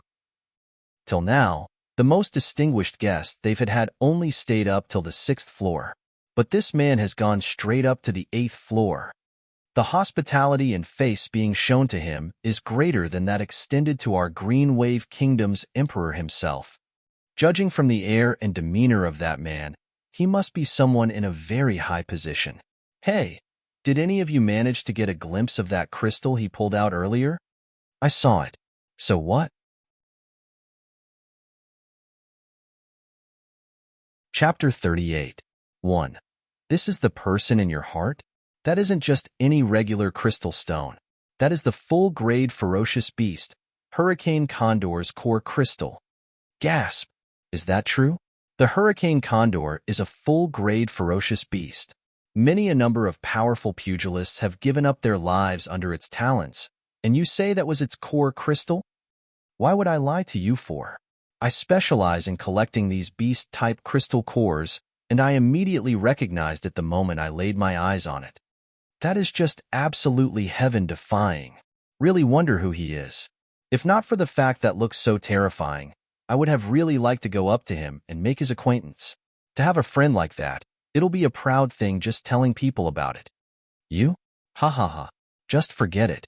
A nobody like you wants to befriend that powerful entity? Stop pulling my leg. That's so true. Ha ha ha ha. The main hall exploded into a bout of raucous laughter, the atmosphere becoming exceptionally boisterous. On the 8th floor, there were 2 independent courtyards. One was the Water Moon Chambers, the other, Fragrance Dome Abode. These 2 little courtyards were large, with 3 or 4 rooms each inside. The young man leading them brought the guests in and turned around to bow at the waist as he said, "The Water Moon Chambers will have everything you'll need inside, and we've prepared it all for you. If there is anything else you need, you will only need to infuse your spirit power into this, and I will be here to assist shortly." The young man said and handed a red jade token to Qing Yili. Ajin reacted, and accepted the jade token as he said, "Thank you. You may carry on with your other duties." The young man nodded, and then retreated his way out. "Big brother Yili, why are we here?" It was only at that moment that Yu Xian Yin voiced her doubts out aloud. Although this was the best in these lands had to offer, but Qing Yili was not the type of person who coveted such leisurely pleasures. When she brought up that question, even Ajin, who had served them for many years, was looking rather puzzled as well. "They're here." Qing Yili sat upon a chair and had his eyes raised to look outside, suddenly making that short statement. "What?" Yu Xian Li was taken aback. But in the very next second, she saw several figures walking towards them. The footsteps of white-robed man leading the group was extremely strange, where his figure was a blur as he moved, appearing right before them in a blink. "A guest has come from afar. We're late in offering our respect." The white-robed man had his hand clasped over his fist, his eyes tinged with smiles. His pair of charming and expressive eyes seemed to have gathered the stars in the sky, to the extent they could even be said to be amorous and heart-stirring. Yu Xian Yan's blue eyes were wide as she started. In all her years till now, this was the first time she was seeing someone that could carry pure white robes too. Look so charming and dashing. And it was even worn upon a man? "This little beauty here, why are you looking at me like this?" The man's gaze turned slightly, his gentle calming tone of voice undulating, highly captivating. A mere moments of weak-mindedness very nearly had Yu Xian Yin hooked as the corners of her mouth twitched slightly. "Wearing those white clothes really does no justice to your being. A man with feminine looks, bewitching and alluring. Even as a woman, she was feeling inferior. That's enough. Stop teasing her already." Qing Yili shot the white-robed man an expressionless glance, and the man then retracted that teasing look on his face while he went on to the side to find himself a seat. He poured out a cup of tea for himself and then took a sip. "I heard about the assassination attempt on your life. That bunch of fools are going to get themselves killed sooner or later," the man said with stiffened lips, and then lifted his eyes up to say, "You do not have to take me into account when you strike them. Although I was once one of their members, but I have come out from there and am no longer linked to them. They were courting their own deaths, and they cannot blame anyone for that. That is not what I wanted to talk about. As I thought, I knew that you aren't really that concerned about me." "Concerned about you?" Qing Yili arched up an eyebrow. "Never before." Chapter 38. 2. This is the person in your heart? Yu Xian Yin looked at the white-robed man's highly mournful look and could not help but burst out, "Uft." Qing Yili completely ignored the man's aggrieved eyes and opened his mouth to say to him, "I want you to help me look into someone." The man then looked at Qing Yili in surprise. "Look into someone? Who could have stepped on your tail? Are you here to seek vengeance?" Qing Yili did not respond but just stretched his hand out, a rather unique-looking portrait scroll suddenly appearing in his palm, which Qing Yili then handed to the man. "Help me look for the person in the painting." Hearing that, the man took the painting and then slowly unfurled the scroll, his charming and alluring eyes widening. "A woman?" With that loud cry, it immediately drew the eyes of Yu Xian Yin and Ajin to turn over towards him. They saw that the woman in the portrait was dressed in white formidable-looking attire, wrapped around a curvy slender waist, her long hair bound up high at the top of her head with a hair ribbon, with several strands hanging down over the side at the temples, her arms crossed as she leaned against a tree, her stance languidly indolent. Her facial features were delicately exquisite, exceptional and outstanding looking. The one thing that was most attractive was that pair of long, up-slanted eyes that looked highly intelligent and crafty as a fox, the lifted ends of the eyes exceptionally alluring. The edges of her faintly pink lips were slightly curled up, tinged with a faint, playful smile. She seemed to be looking at something focusedly, but was completely unaware that someone else was staring at her so intensively. The portrait depicted everything to the finest detail, especially that woman, where even her demeanor was so well captured and lifelike. It was clear to see that the artist's skills was exceedingly superb. Having served Qing Yili for such a long time, Ajin had naturally known that Qing Yili knew how to paint. However, what he was not aware of was when Qing Yili had drawn such a beautiful portrait. Hence, at this moment, he was greatly surprised. What shocked you Xian Yin? Why? Big Brother Yili, whom she knew was a man who always kept his distance away from all beings of the female species, would paint a portrait of a woman. And once she could tell with just one glance that a lot of effort had been put into it. The fact that she was able to speak to Big Brother Yili and come to become close to him was only because she had always stuck herself to him since she was very young. Additionally, it was also because of his friendship with her royal brother that she could come to be so close to him at all. So, at that moment, she could not help but become very curious. Who was that person in the painting? Xian Yin was never a person who could keep her thoughts to herself. As that thought came into her mind, she then asked it out aloud. Big Brother Yili, who is she? That was similarly the question Ajin and the white-robed man had in mind. Qing Yili looked at the person in the painting, and his gaze softened quite a bit. She is someone very important. Once those words came out, several people were taken aback with shock. Qing Yili turned his eyes away and looked at the white-robed man. She could possibly have altered her looks, but that pair of eyes she has isn't what normal people can possess. Look out for people with such eyes, and she also possesses a unique air about her. If you've seen her once, you will never forget it. That magical? The white-robed man pursed up his lips thoughtfully.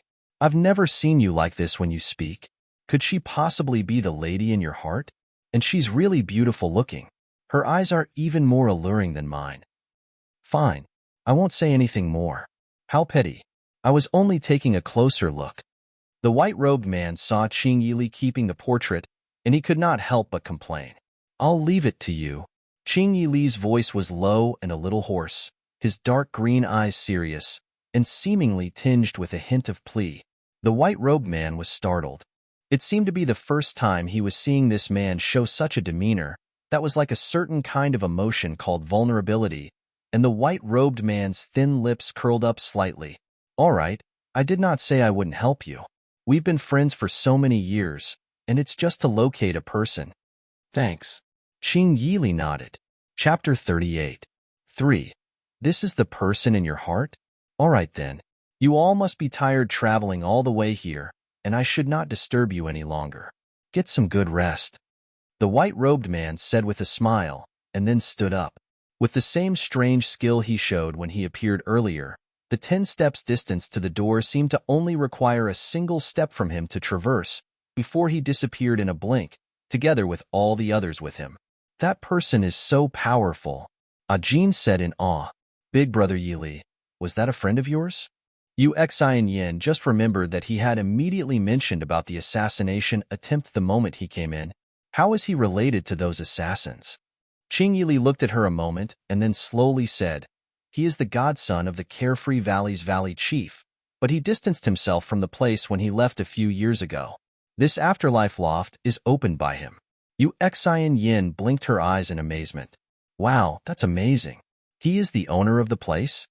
His real identity is that he's the young lord of one of the 4 great family clans in the White Fun Lands. Although he has acknowledged his roots and ancestors to a faction, his uninhibited personality still has him running between 2 separate different lands. His background is indeed rather illustrious. Xian Yin nodded her head, only half comprehending what has been said, but what she was more curious about was, the deep blue eyes swiveled. Big Brother Yili, is that big sister really the woman of your heart? Why haven't I heard you mention her before? The light in Qing Yili's eyes then dimmed. She died. Xian Yan's eyes widened, like she had not expected to receive such a response, and she bit her lip to say guiltily, I'm sorry. I didn't know. She died before, but she is still alive in this world. Xian Yin did not know how to react for a moment, and then suddenly recalled. Her royal brother had told her that Big Brother Yili was a man from another world, who descended upon these lands 20 years ago. Then that means the woman would definitely be his lover from the previous he came from. With that thought in mind, she could not help but become even more curious. To be able to move Big Brother Yili's heart, who was a man that was so cold but frightfully powerful, that woman must be highly amazing as well. Cloud Heaven was not all that peaceful recently.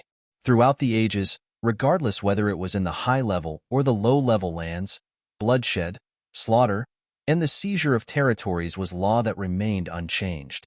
But it was just that the scuffles and scrimmages in the lower-level lands were more brutal and cruel in Cloud Heaven. The Dark Legion had been relentlessly persecuted by the various powers for close to the past 100 years, and their situation had grown to be highly precarious. Especially for the Hunters Guild, they were like demons after their lives, sinking their teeth relentlessly into the people of the Dark Legion. The moment they found any sign of the Dark Legion's people, they would rather kill 1,000 innocents than to let one go. The reason for that merciless pursuit and persecution was because the top man of the Hunters Guild was once from the Dark Legion who did not manage to win the favor of the Dark Lord, and was even once ridiculed and scorned by him. That caused his high ego to be severely humiliated, and he deserted the Dark Legion and set up the Hunters Guild, vowing to stand against the Dark Legion his entire life. Though the face of the accused who came to hear about that had no recollection of it at all. Have I really ridiculed and poured scorn on anybody before? Read latest chapters at Wuxia World. You, the mass of people around him, could only look up into the sky in speechlessness. My lord, not only have you done that, it was definitely more than once, you know. What makes it even more infuriating is that you have clearly done it before, and you are acting like you're completely innocent and have forgotten cleanly about it. Back then, Luo Junyao was not so restrained and low profile. He was the Dark Lord that was the epitome of arrogance and tyranny, and the one thing that everyone knew him for was, not only was he unbelievably arrogant, he had an extremely venomous tongue, where a light and casual statement from him could humiliate someone so much they wished they would just die on the spot. Using Bai Zhiyan's words, it would be, if the day comes when the various powers collide, the Dark Legion would not need a single soldier or footman, but with just the Dark Lord's tongue alone, they would be invincible.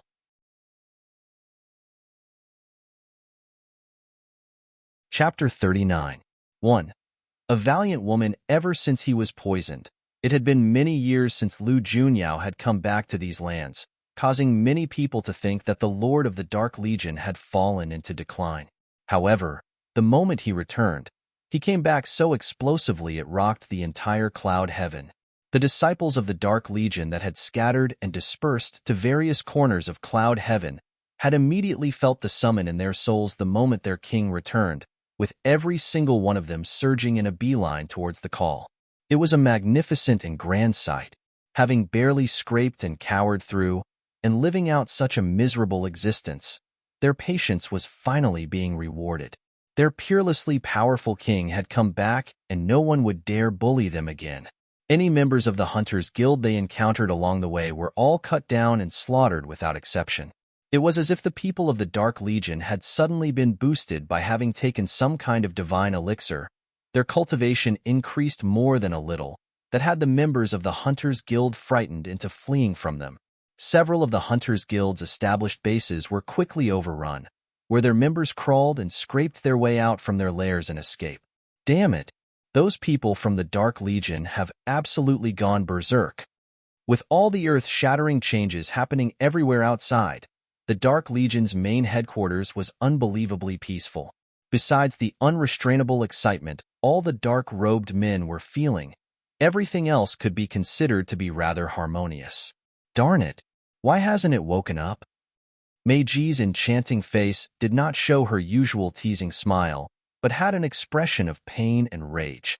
That damned Hunters Guild. This woman here will definitely trash up your nest one day.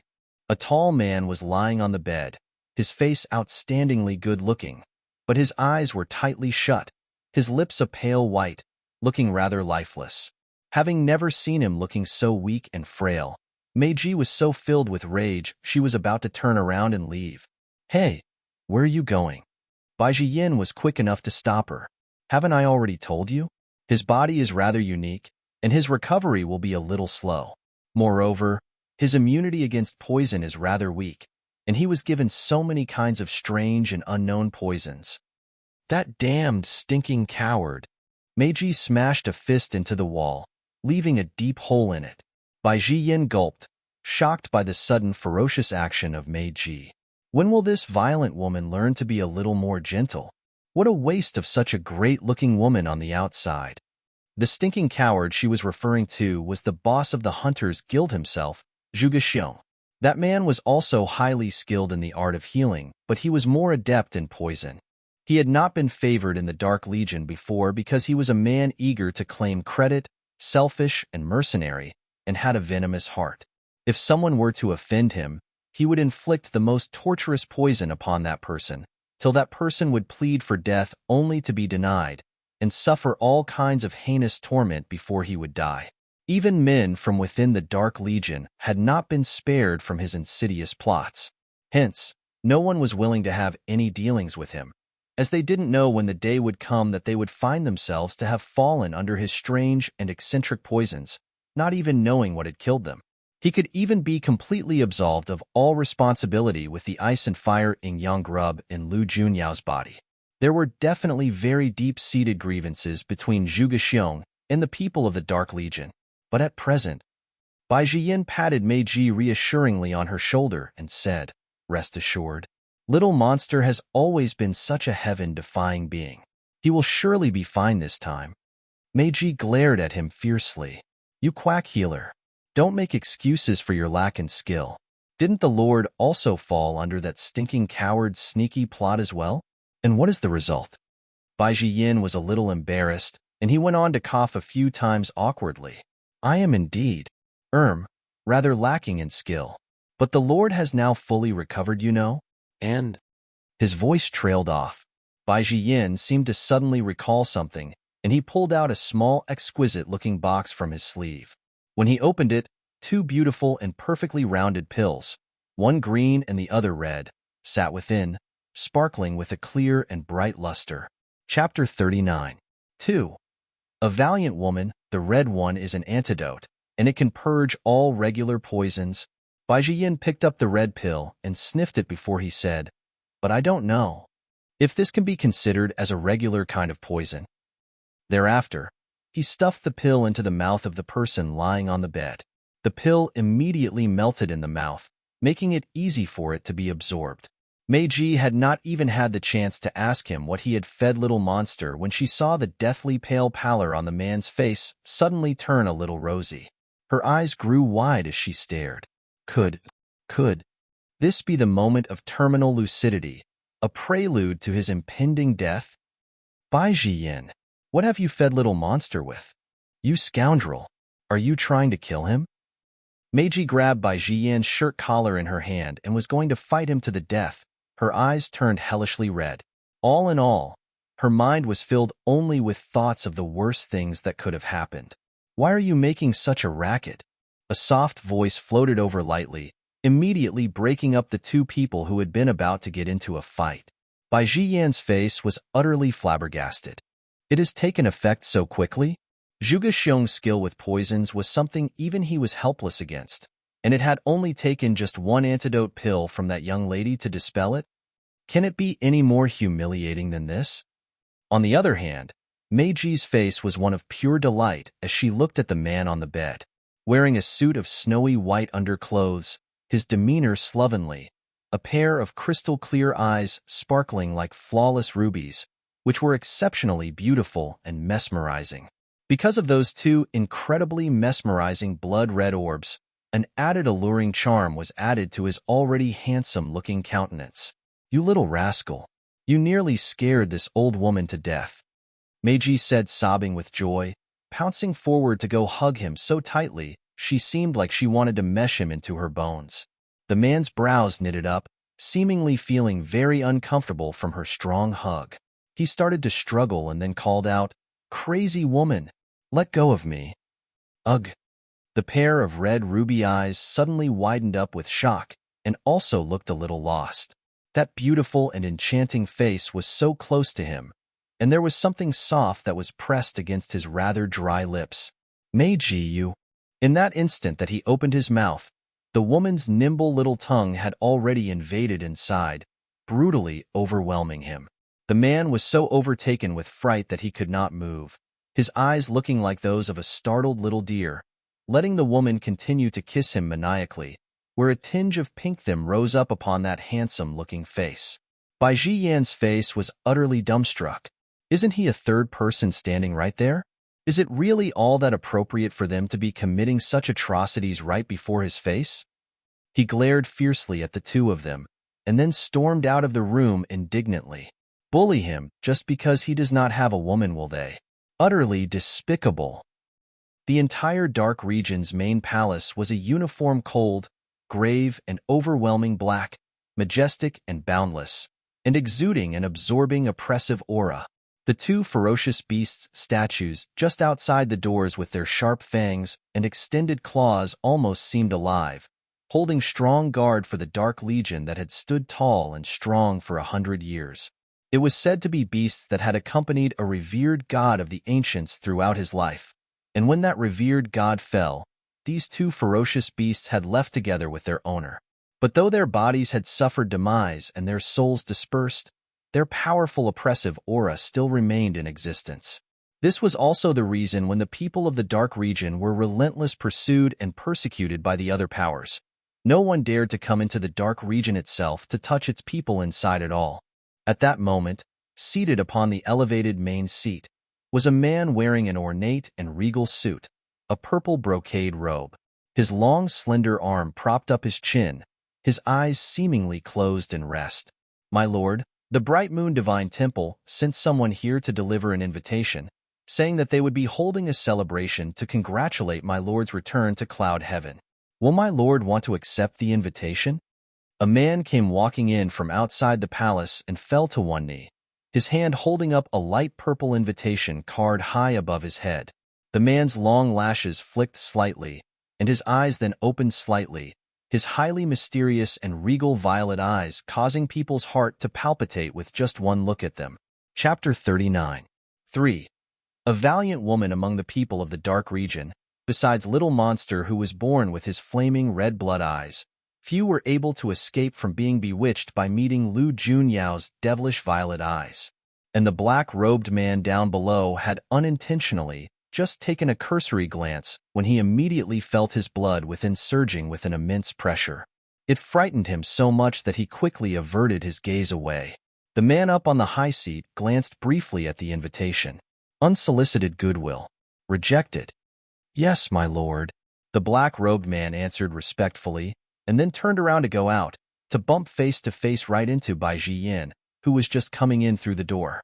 The moment Bai Jiyin saw the invitation card, he immediately knew who it was from. Looking at the immensely bored-looking man up there, he arched up an eyebrow and asked teasingly, "What? You are actually refusing an invitation from such a great beauty? It might not be all that nice, you know. Why not then you go on my behalf?" Lu Junyao said as his lips curled up, the expression on his face turning dangerous. "No, no, no. You must be joking. I do not have the fortune to receive such kindness. They do not deem me worthy at all." Bai Jiyin quickly raised up his hands in front of him to say, and then threw a contemptuous glance at the man. Bai Jiyin had already gotten used to being looked down upon, and he was not too bothered about it. He walked over to sit down on a chair at the side, and pulled out the tiny exquisite box from inside his sleeve. He then tossed it over to Lu Junyao as he said, "Something good. Keep it with you." After Lu Junyao was holding it in his hand, he then saw what it was. That was what Qing Yu had left behind for them just before she left. His skills with poisons that scoundrel Zhuge Xiong has always been so proud of were of no use before just one small antidote pill. It had immediately taken effect when Little Monster was fed it. Bai Jiyan's tone of voice seemed to sound a little rueful, and his long, narrow peach blossom-like eyes then shone brightly. "Junyao, that little lass is truly a treasure. Do you want to poach her over to join the Dark Legion?" Lu Junyao's violet eyes narrowed, his voice becoming low and deep. "I need you to tell me that? So you already have that intention. You're as astute and far-sighted as I expected," Bai Jiyin said as he clicked his tongue. "How could I have forgotten how this man here had duped me so treacherously into coming over in the beginning?" Luo Junyao had come to completely know Bai Jiyin through and through. Seeing how he was reacting, he immediately knew that the man was going to prattle on endlessly, and he quickly opened his mouth to interrupt without batting an eyelid.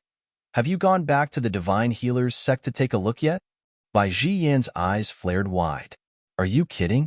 Wouldn't I get my legs broken by those old ancestors of mine if I go back there? I angered them quite a bit back when I followed you out of there, and you're making such cynical remarks here now? Luo Junyao knew that he was not being fair to him, and his coughed lightly behind his hand. You are still the Divine Healers sect's young chief, and that bunch of old fogies will be bare to beat you up for sure. You can be assured of that. Hearing that, Bai Jiyin became more angry. Just as he was about to throw a fit, Luo Junyao had already stood up above. I'll accompany you back, and I can also have them take a look and ascertain my body's condition as well. Although Lu Junyao was the head chief of an unorthodox sect, but his mother had very deep ties with the Divine Healers sect. Read latest chapters at Wuxia World.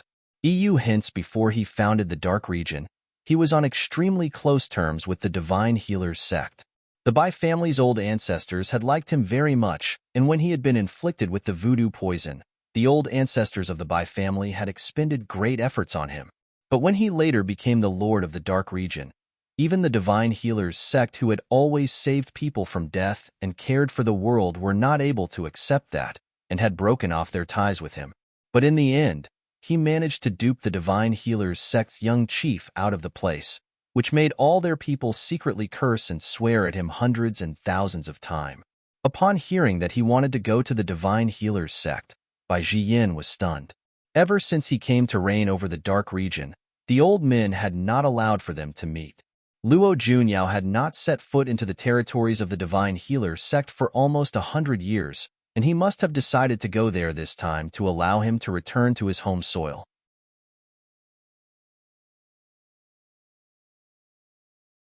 Chapter 40. 1. Killing each other, you? Don't overthink it.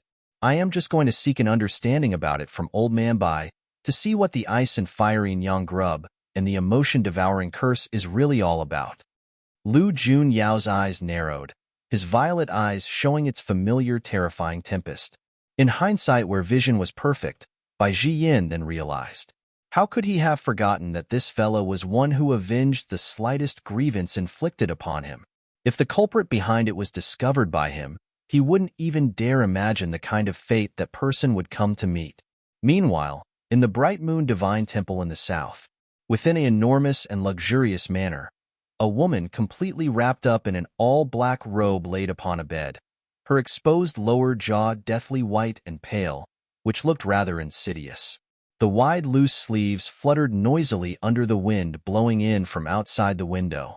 One of those sleeves was empty inside, while her other hand hung limply down at her side. After a rather long while, a series of strange chuckling sounds then came out from within that black robe. Ha ha ha ha. I, as a priestess of the Divine Temple, has become a useless chess piece just like this? Temple Lord, you really have such a cruel heart. Her head that had been hanging down low suddenly lifted up. Black and purple lines under the skin filled her face, making her look like an evil spirit from hell come to seek someone's life. Her eyes were bulging out a little, and below that was a pair of lips garishly red like blood. The corners of the mouth split wide, a highly terrifying sight. If I am to die, I will drag someone to cushion my fall. Ha ha ha ha. That useless piece of trash from the low-level lands that dared to spoil my perfect plan. I will definitely grind your bones and scatter the dust to dispel the hatred in my heart. Imo Han Yan's days recently had been absolutely nauseating for her.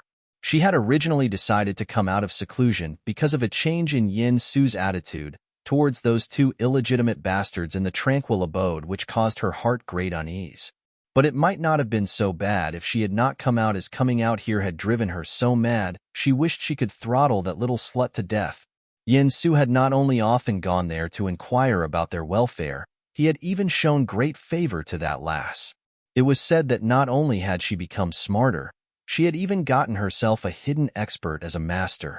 There was a time that Yin Su brought her along to attend a good friends gathering, and who would have thought that he would encounter an ambush by a gang of people?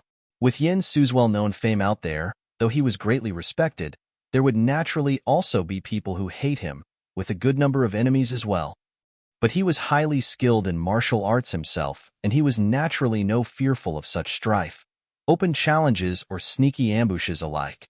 But unexpectedly, the enemies had someone highly skilled in poison who caused all four of Yin Su's limbs to go numb. unable to move as he fell limp inside his horse carriage. Many of his guards outside were killed and wounded, and he was right about to see his own life fall into the enemy's insidious hands. But he had failed to notice that the expression of the young lady beside him had not shown the slightest ripple of alarm.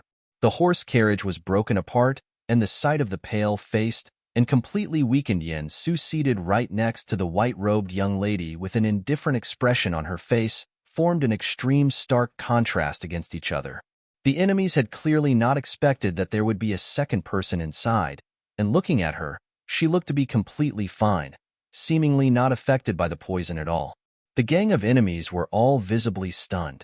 Just as wariness started to rise in the hearts of those people, one person among them suddenly scrambled to pull out his own sword like he had gone mad to slash his sword at his companion beside him, cleaving that person in half right down the middle like he was splitting wood. The brutal and gory sight immediately caused the color's several faces to change. But only realizing it at that moment and trying to defend themselves was already too late for them. The person suddenly turned attacker originally did not possess a high level of cultivation, and it seemed like he had suddenly turned into a peerless expert who had suddenly risen through the levels.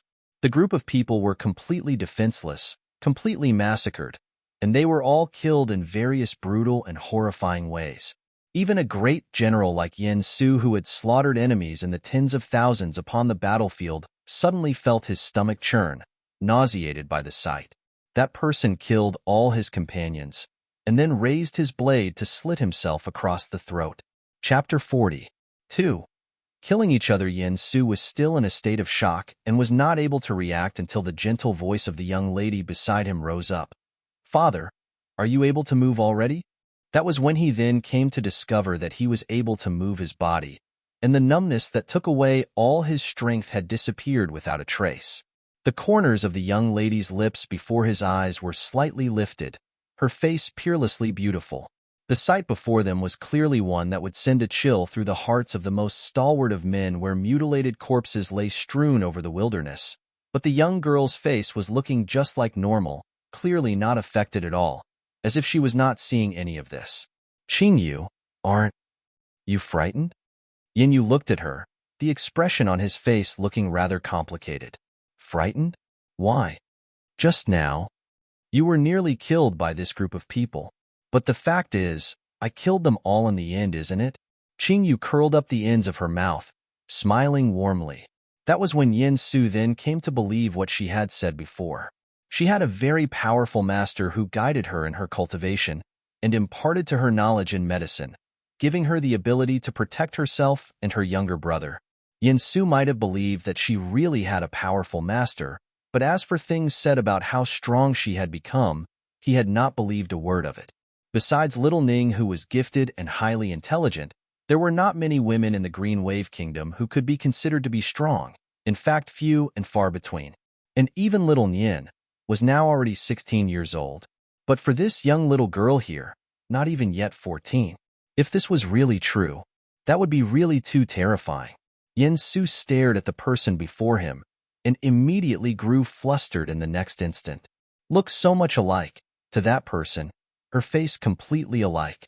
Even that personality, so much like hers.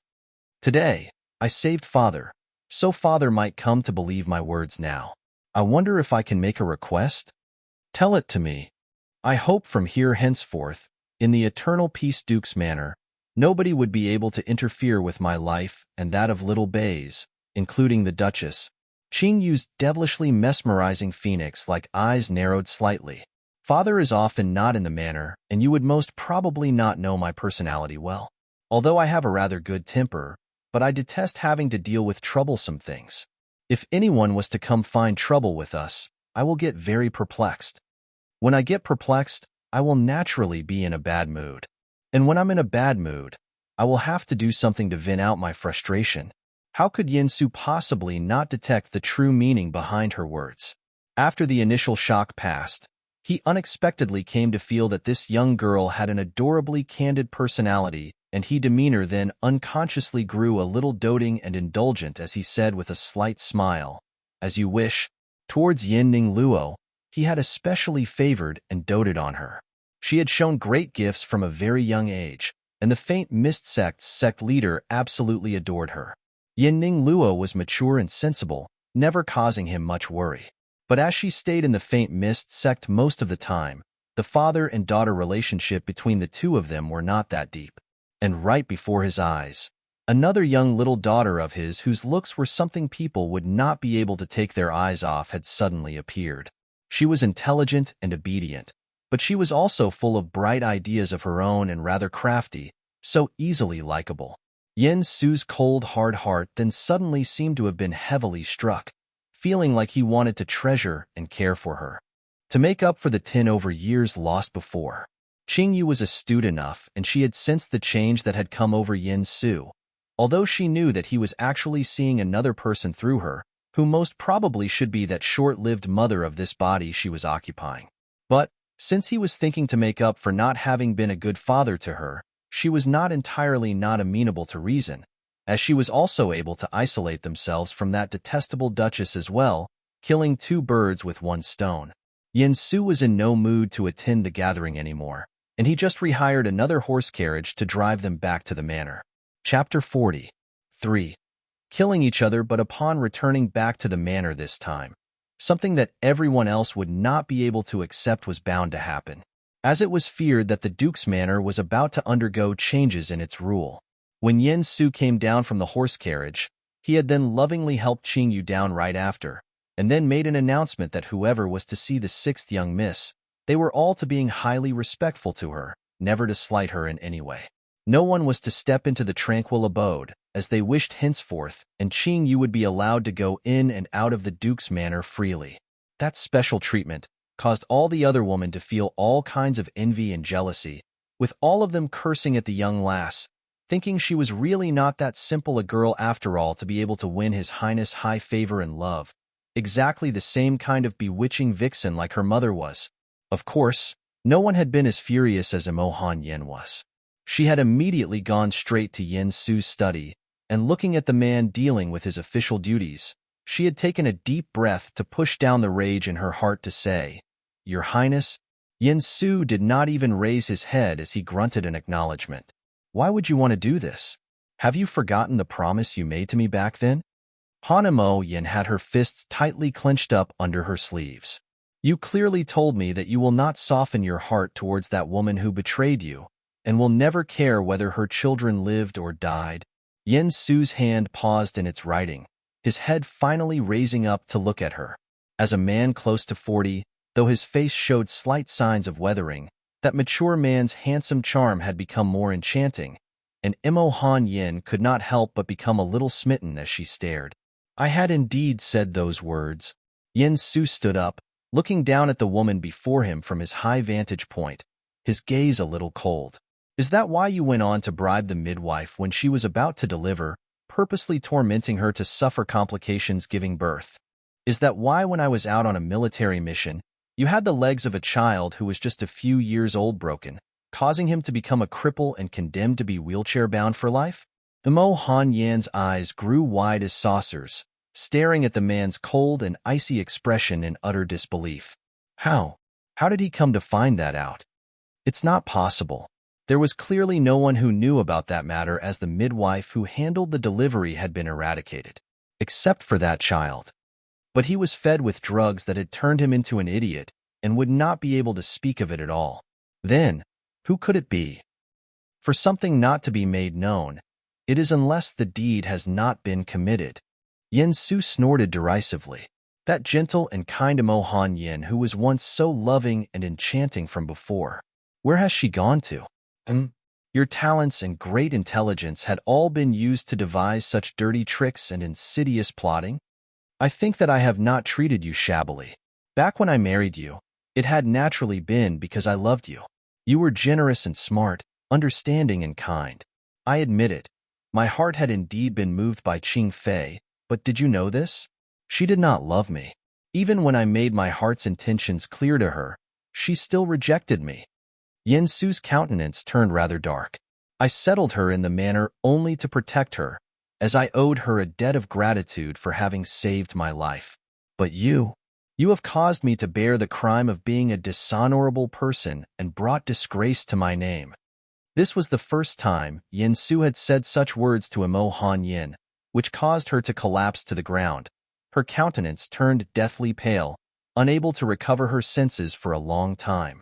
Read latest chapters at Wuxia World. EU. So, for so many years, everything she had done had been wrong all this time? She had hated that woman. She had thought that the woman who had snatched her husband from her had not even loved Yin Su at all. And she had sent that woman to her death with her own hands. Imo Han Yin stared into the icy gaze that Yin Su was looking at her, which pierced right into her bones, and her heart came to understand that they would never be able to go back to the way they were before. And all of that was witnessed by a pair of sparkling large eyes outside the door.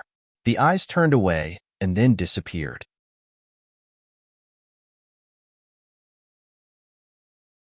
Chapter 41. 1. Water Edge Kingdom visits the tranquil abode now looked almost completely different.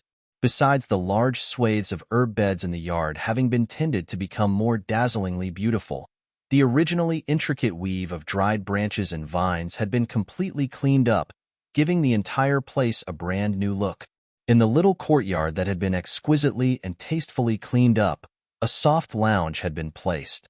A young lady in a white dress laid upon it, lazily basking in the sun with one hand resting over her forehead in unbelievable contentment.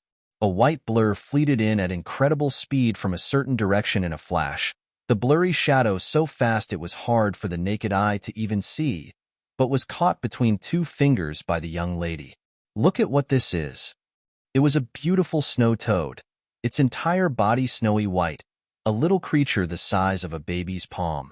Its two large sparkling eyes were highly intelligent, its four limbs kicking and struggling incessantly in the air, looking pleadingly at the smiling person in front of its face. Qingyu propped herself up from the soft lounge and squeezed the little creature in her hand a little. Where have you gone to get wild these past few days? To think you still knew well enough to come back. I had thought that you had gone out to look for food. Why have you not eaten and come back here skinnier? The snow toad blinked its eyes innocently. I have always been so slim, you know. It was just thinking to protest when it suddenly recalled something important, and it immediately couldn't care any less that it was currently in such a humiliating position, squeezed in the hand of that person.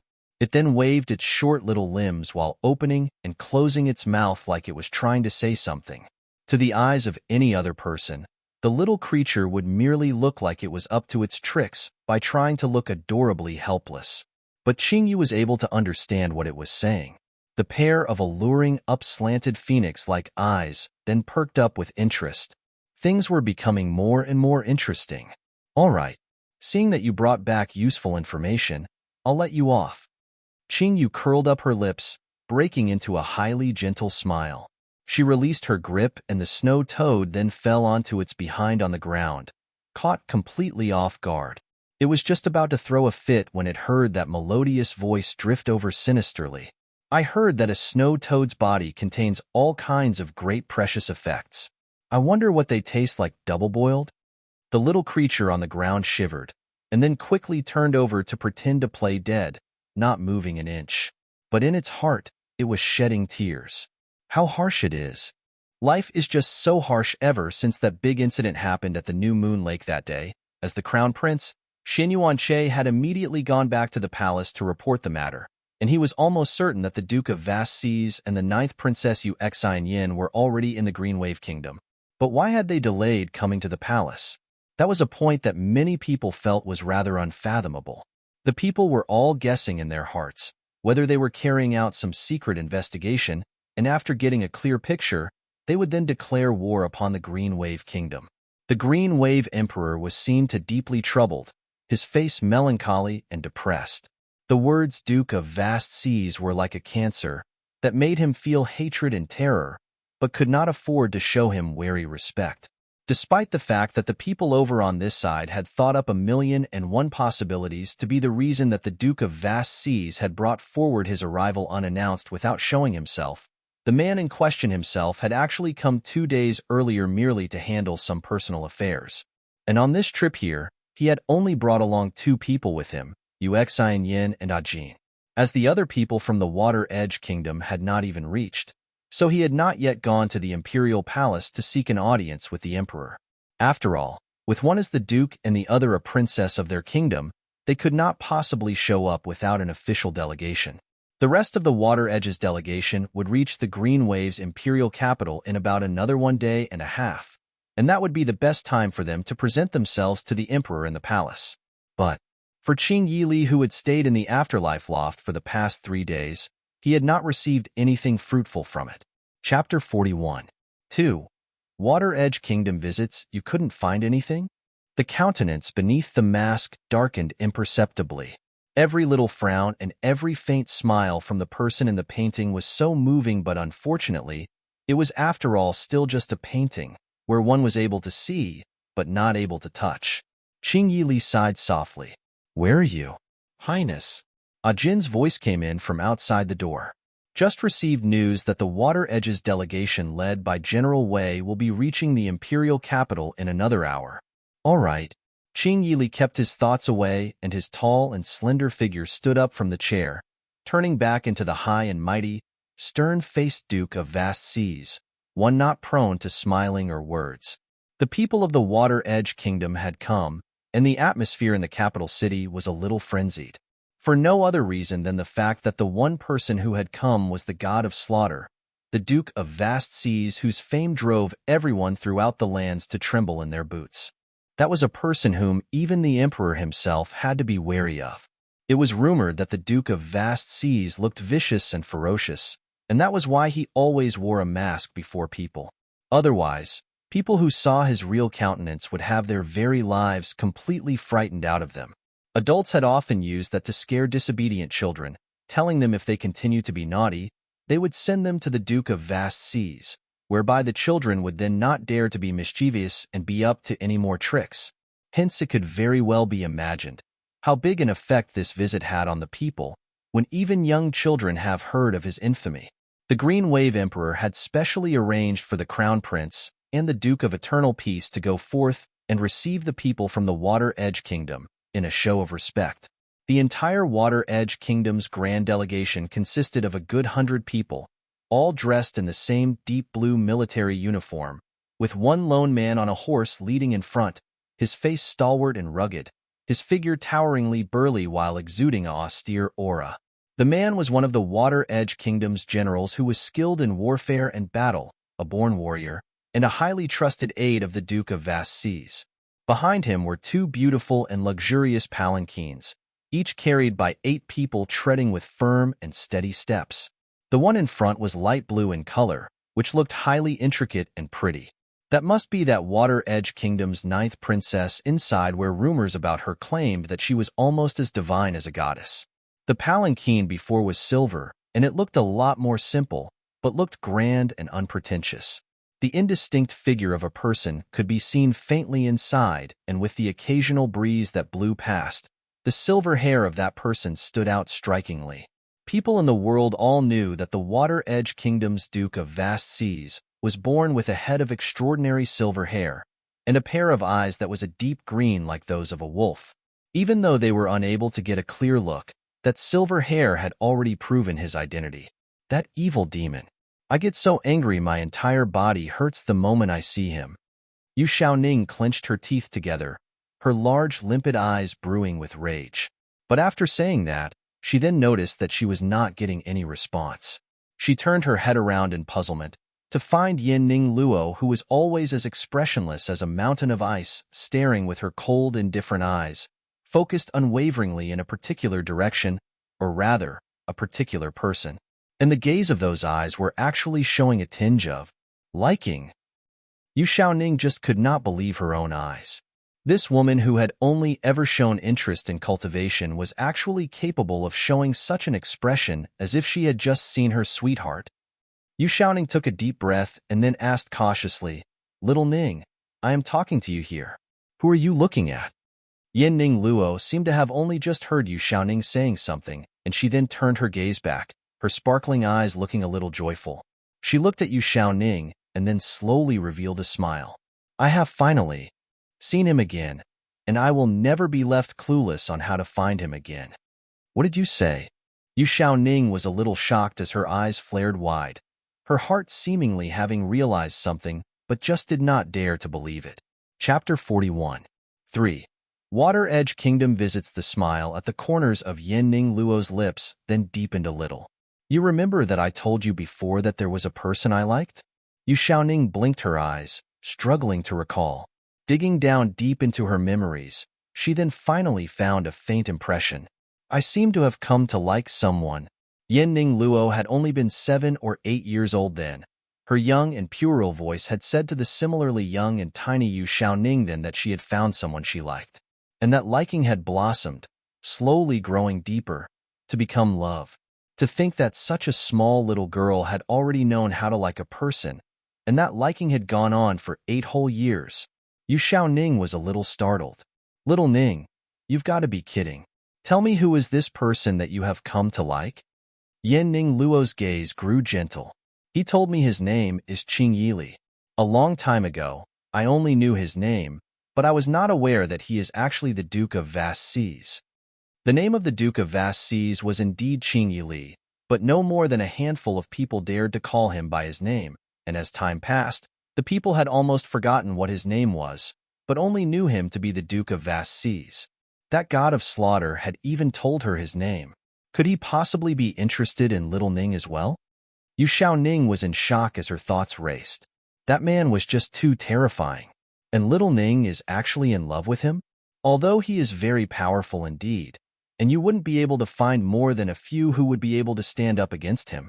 But wouldn't little Ning then have to suffer under that unpredictable temperament and the eccentric mood swings of that man?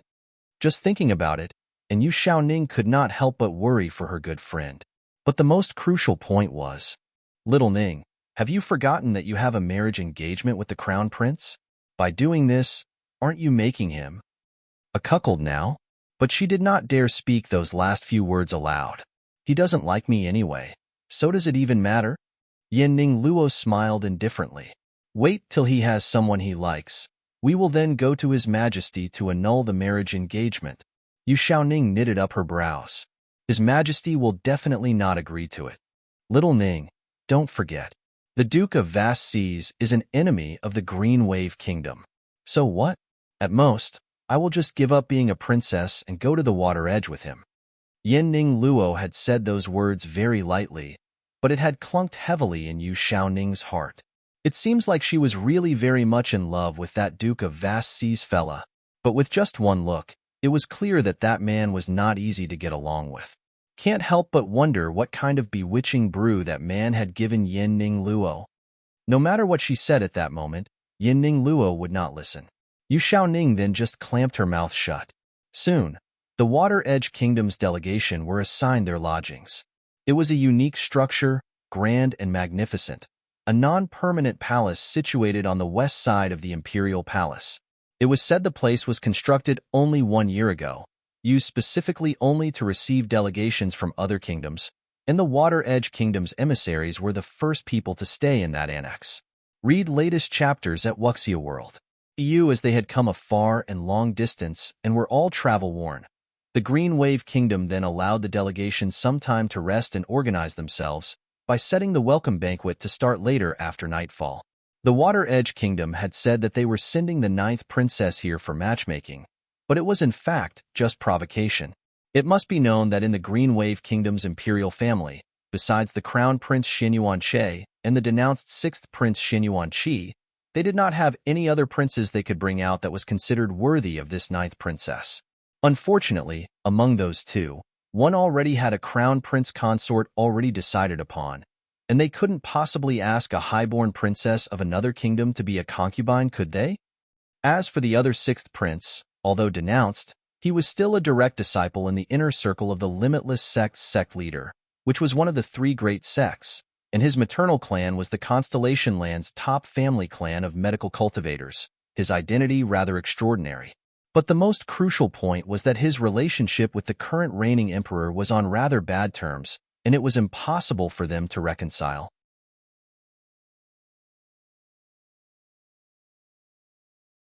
Chapter 42. 1. I'm very timid. The reasons behind that was known only to insiders in the palace, and it was not known by others. All in all, The Water Edge Kingdom's visit this time was definitely not friendly. Although the Duke of Vast Seas was infamous for his notoriety, but there were still quite a number of hot-blooded youths that worshipped him, with Qing Bei no exception from it. Besides Big Brother Yin Shicheng, the person he admired the most was the Duke of Vast Seas. Hence, after he came to know that the delegation had come to the capital, he had specially sneaked a trip outside to go have a look. Although he did not manage to see him in person, he was already very satisfied. He was just intending to sneak back into his room when he heard a voice filled with mirth. "Gone out so early in the morning? Where did you go?" Qing Bei's face froze up, and he then slowly turned around. "Sis morning." Qing Yu arched up an eyebrow as she looked at the sun that had risen high up in the sky. "The sun has risen up almost to the top, and you say it's still morning? Stop trying to pull wool over my eyes. What did you go out for?" "I just wanted to see the Duke of Vast Seas." Qing Bei knew the game was up for him, and he just told her the truth. It was only then that Qing Yu remembered it, and she then asked with a smile, "You managed to see him?" The young lad shook his head forlornly. "No, he was seated inside a palanquin." Qing Yu smiled and ruffled the young lad's head. "Don't give up, you'll meet him someday." "Sis, I heard that father favors you very much recently?" Asking that so suddenly out of the blue, Qing Yu was taken aback.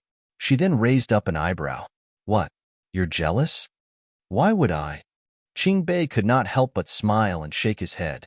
"I only meant to say since father favors you so highly now, he will definitely bring you with him to attend the banquet in the palace this time. I can't even be bothered to go to such places." Qing Yu curled her lips up in a disdainful sneer. The banquet at the palace is merely an attempt to establish good ties between the two kingdoms, and only to cement their position further. Isn't it said that they had even sent a princess here for matchmaking? When the Water Edge Kingdom has such a powerful Duke of Vast Seas, will they still need to consolidate their territories through matchmaking? I do not think so. Hence, they are here purely only to pick a quarrel, and such banquets are the most boring of all. Qing Bei stared speechlessly at the calm demeanor of his own sister, his heart filling up with utmost admiration and respect for her. This sister of his was anything but ordinary indeed. Those words were not something any normal girl would be able to utter, and she had actually shown absolutely no interest in a man like the Duke of Vast Seas who had so many countless ladies hopelessly smitten and head over heels in love. Really wonder what kind of a man would then be able to catch her eye. Qing Bei suddenly started to worry about his currently still non-existent future brother-in-law who would still be hiding in some unknown nook or cranny. And at that same moment, situated in the north of Cloud Heaven, within a mysterious and surreptitious high black tower, a man suddenly sneezed for no reason at all. The pair of violet eyes then showed a rare moment of bewilderment. It was midsummer, the weather was clear and fine, without a cloud for 1,000 miles, and the air was even slightly scorching. He couldn't possibly have caught a cold. What kind of a joke was this? Having lived for several hundred years, and he had not even suffered much in the way of an injury, not mention falling ill. That would then mean someone was thinking of him. The handsome thin lips lifted up slightly at the ends, and it was not known what was on his mind, as the man's mood then became exceptionally bright and radiant in tandem with the depth of the arc on his mouth. "Why? Have I suddenly come to miss that little fox?" Not only those eyes were enticing like a fox's, but everything about her was alluring. Although he had not really seen it that time, but the great body under those loose clothes was something he had truly felt, which was so damningly soft, that a dark lord who had always done as he pleased with wild abandon in Cloud Heaven for several hundred years would one day come to miss a little lass from a low-leveled land was absolutely shocking to hear. Chapter 42. 2. I'm very timid. It really turned out exactly as Qing Bei had said, and Yin Su came to the tranquil abode personally himself. The young lady in all white was half-crouched within the large swathes of magnificent-looking herb beds, her eyes exquisite, looking like a painting. Her slender fingers picked off a pale pink flower and brought it under her nose to take a whiff. It must not really smell good, as that tiny face then creased up in disdain, looking incredibly adorable. The gently elegant green-robed youth sat upon a wheelchair at the side, reading a book as he occasionally lifted his head up to glance at her.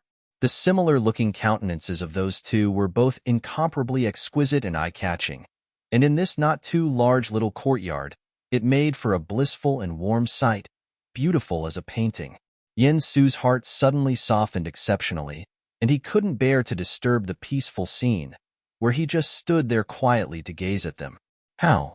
Are you able to digest everything you're reading? Qingyu saw the lad's serious expression, and she walked over to him from the herb beds. Medical books are very dry. I learned medicine because I had no other choice. Why do you want to pick it up? Qingbei raised his head up from the book and gave her a faint smile. I am thinking, if I am able to learn a little of it to protect myself, at least I do not have to worry about being ambushed with poison. Is that why? Qingyu nodded, and she patted him on the shoulder smilingly. That is great. Although it's dry and dull, but you cannot deny that there are many advantages about it. Look at how sought after those medical cultivators are. They have endless treasures, no lack of beauties, and unlimited fame and fortune. The side of Qingbei's temple twitched. I am not interested in all that. That will not do. A person has got to have pursuits in his life. I heard that the Water Edge Kingdom's 9th princess is here, and she is about the same age as you. It is said her looks and talents are absolutely top-notch, so why don't I go help you see? Sis, I really am not interested, all right? She is a regal and revered princess. How could she possibly be interested in me who has no power, no authority, an unfavored cripple? Don't go stir up trouble. Qingbei interjected, to stop his sister's nonsensical prattle. Qingyu snorted derisively. Is there another person who would debase themselves so completely? Who dares to say my little brother is not good? No, I was just... Father? Qingbei suddenly noticed the man standing not too far away from them, his face highly benevolent, and Qingbei was a little startled. Qingyu raised up an eyebrow and turned herself around, where she then saw Yin Su walking towards them with a smile. She curled up the ends of her lips and asked, Father, you're here. Is something the matter? Towards this father who had neglected them for more than 10 years, Qingyu did not have much feelings towards him, despite the fact that he was trying very hard to make it up to them. Hence, towards Yin Su, she always showed him a gentle but distant demeanor. Yin Su did not mind what kind of attitude she showed him, even when she addressed him as father so coldly. Among so many of his daughters, only Qingyu called him father, which just made it even more precious. This young lady was almost an exact duplicate of Qing Fei, and Yin Su was liking her better the more he looked at her. I just came back from the Imperial Palace and popped by to see the two of you along the way. Yin Su's voice was incredibly gentle, and his gaze then turned to the lad in his wheelchair. Are you doing fine, little Bei? The last time when I got the palace's chief medical cultivator Yun Qi to come here to diagnose your condition, he said that there is still hope in restoring the use of your legs. I believe that you will be able to stand up again. Yin Su's heart was filled with guilt towards Qingbei. The condition of his legs were caused by the actions of Mo Han Yin, but he was unable to punish the Duchess. Having been married as husband and wife for more than 20 years, if he did that, it would definitely chill Mo Han Yan's heart into stone. Qingyu had not known about such an incident at all. She had not known that the palace's medical cultivator had come here before. She glanced at the lad who had a faint smile on his lips. This kid isn't as simple as he looks. He was actually able to fool a medical cultivator's eyes. Looks like he might indeed possess some gift in medicine after all. Chapter 42. 3. I'm very timid, Yin Su then continued to say. The Imperial Palace is holding a banquet tonight to entertain the Water Edge Kingdom's emissaries, and a round of open challenges and hidden intrigue will be unavoidable. I'll bring the two of you into the palace with me, and I'll get your big brother to come get you when it's time. Qingyu raised his head up and blinked his eyes innocently. Why is father doing this? You know that the other party harbors unfriendly intentions, and you still want to bring us into the palace with you? My younger brother is not exactly able-bodied and I am very timid. We might end up causing father shame and then suffer reprimand for it. I think it's better we do not go. Yin Su was at a loss for words. Because the children of their commoner mothers from the families of the other high-ranking officials were not qualified to enter the palace due to their lowly birth, every single one of them were doing everything within their powers to win the favor of their father, only thinking of being able to show their faces in the palace, to see if they would be able to find someone their hearts fancied. More importantly, they would be able to meet the one and only Duke of vast seas, whom countless men and women worshipped and revered. But what was going on here with his own daughter? Does she really not want to go, or was she just fishing for something? Timid is she? Back when she killed those black-robed assassins that ambushed them, she had been rather gutsy, though. How could Yin Su not know that she was pulling a fast one, and he snapped at her with a glare? I do not want to hear any more. Little Chung will come pick the two of you up later. Change into a set of clothes suited for a banquet. Wearing such plain clothes will make others think that the eternal Peace Duke's manor is in dire straits, even having to scrimp and save on basic necessities like clothing. Upon finishing his words, he did not wait for Qingyu to respond, but just turned to leave with a flick of his sleeves. Qingyu could not say anything. What had she said wrong? Why doesn't he even give her a chance to refuse? A spurt of mirthful laughter burst out beside her. Here she was feeling depressed and indignant, and the lad was there sniggering. That was just absolutely intolerable. She then rapped an explosive knuckle upon the young lad's head. It's that funny? Qing Bei was unable to dodge that knuckle in time, and his jaws clenched tightly from the pain. He gingerly rubbed the top of his head, with a smile still hanging upon his face. Sis, your acting just now was just too fake. Too fake? That's right. When you said that I am not able-bodied and unable to walk, it was still believable. But when you said you were timid, how timid could you possibly be when you dare to kill people so readily? A corner of Qing Yu's mouth twitched. So, that was the reason? She was thinking what was that admonishing gaze her father gave just before he left all about. Forget it. Since she was unable to avoid it, then let it pass. It's just a change in location and where she'll be having her meal anyway. After all, she still had her father and elder brother to fall back on even if the sky were to fall. But at that moment, Qingyu still did not know that danger was silently sneaking up and slowly closing on her. Bright Moon Divine Temple, you said Grand Priestess In Chi has disappeared? The graceful and enchanting voice of a woman sounded from behind the curtain, reporting to the temple lord. Ever since the day you locked Grand Priestess In Chi in the confinement chamber, she had not come out again. The maid who brought food daily said she has not eaten anything for quite a number of days, and I was still thinking whether she had died in there, never expecting that I would find nobody in there when I went into the confinement chamber today. A white-robed woman below said, her head hanging low respectfully. Read latest chapters at Wuxia World. You, this young temple lord, was a woman whose cultivation was the most powerful, and she was also the most vicious throughout the past generations of Bright Moon Temple. No one dared to defy her, much less betray. The Bright Moon Temple was famous for their voodoo arts and ability to lay curses. Everyone was controlled by the grub in their bodies, and if anyone was to betray the one who laid the curse, their souls would suffer from lashings, till they die from the torment. And the voodoo craft of this temple lord could be said to have almost reached the realm of perfection, which drove terror into the hearts of people. Hearing the white-robed woman's words, the person high up in the primary seat merely laughed out loud instead. In Chi, oh In Chi, even upon death you seek to drag someone to cushion your back.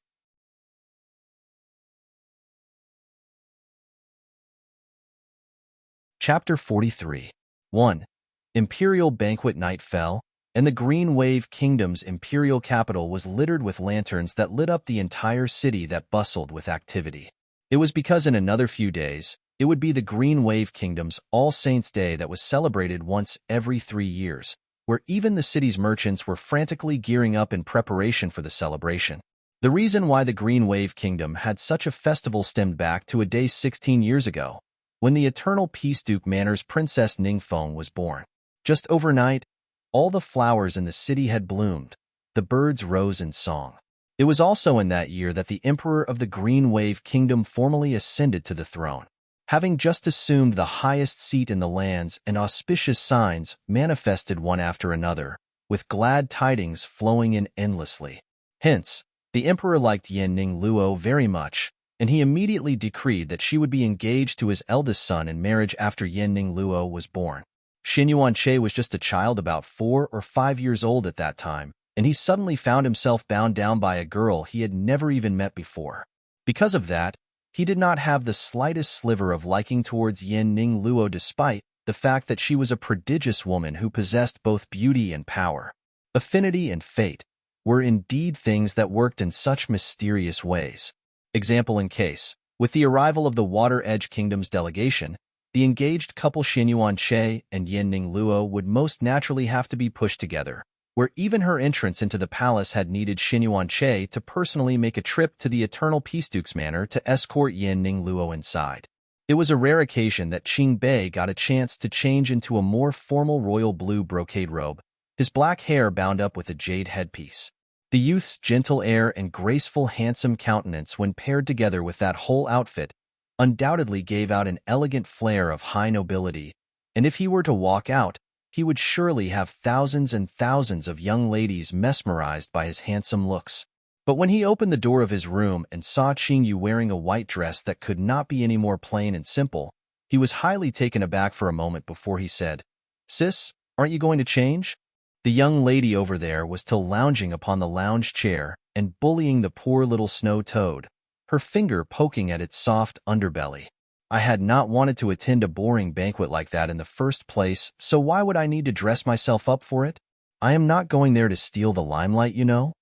Qing Bei nodded, thinking that she was completely right. His sister was already so beautiful-looking being herself, and if she were to dress herself up to the nines, it was thought that she would surely draw trouble upon herself. "Talking about you instead. Which young and innocent girl are you trying to hook dressing yourself up to look like that, Qing Yu said with a teasing smile. "I am only discovering today that our family's little Bei is blessed with such great looks. You always keep such a low profile. Do you know with this transformation today you'll be able to leave all the other young masters of royalty and nobles trailing in your dust several streets behind?" Qing Bei was at a loss for words. He didn't care for such insincere flattery. Palanquins and sedan chairs were not allowed inside the imperial palace, and everyone who came to attend the banquet had to alight at a place near the palace before making their way inside on foot. "Did the two of you bring me here just to relieve yourselves of boredom?" Finally unable to stand the uncomfortably quiet atmosphere any longer, Mu Qi opened his mouth to say morosely, looking at Xinyuan Che and Yin Ning Luo who sat across each other, where one had eyes staring unwaveringly outside the window, the other with eyes closed in rest, face completely expressionless. Mu Qi had not wanted to set foot inside the imperial palace at all as the place contained too many memories he did not want to recall. But as he had been too curious about that man of legend, he had come. He swung his gaze over the two people in puzzlement. Has these two people privately come to a secret agreement to get along peacefully? But with them leaving him, a living person, hung out here to dry on his own. Is that really appropriate? Mu Qi let out a helpless sigh. If he had known that it would turn out like this, he would not have come with them. "Your Highness, we're here at the Imperial Palace." The guard driving the carriage said outside the door.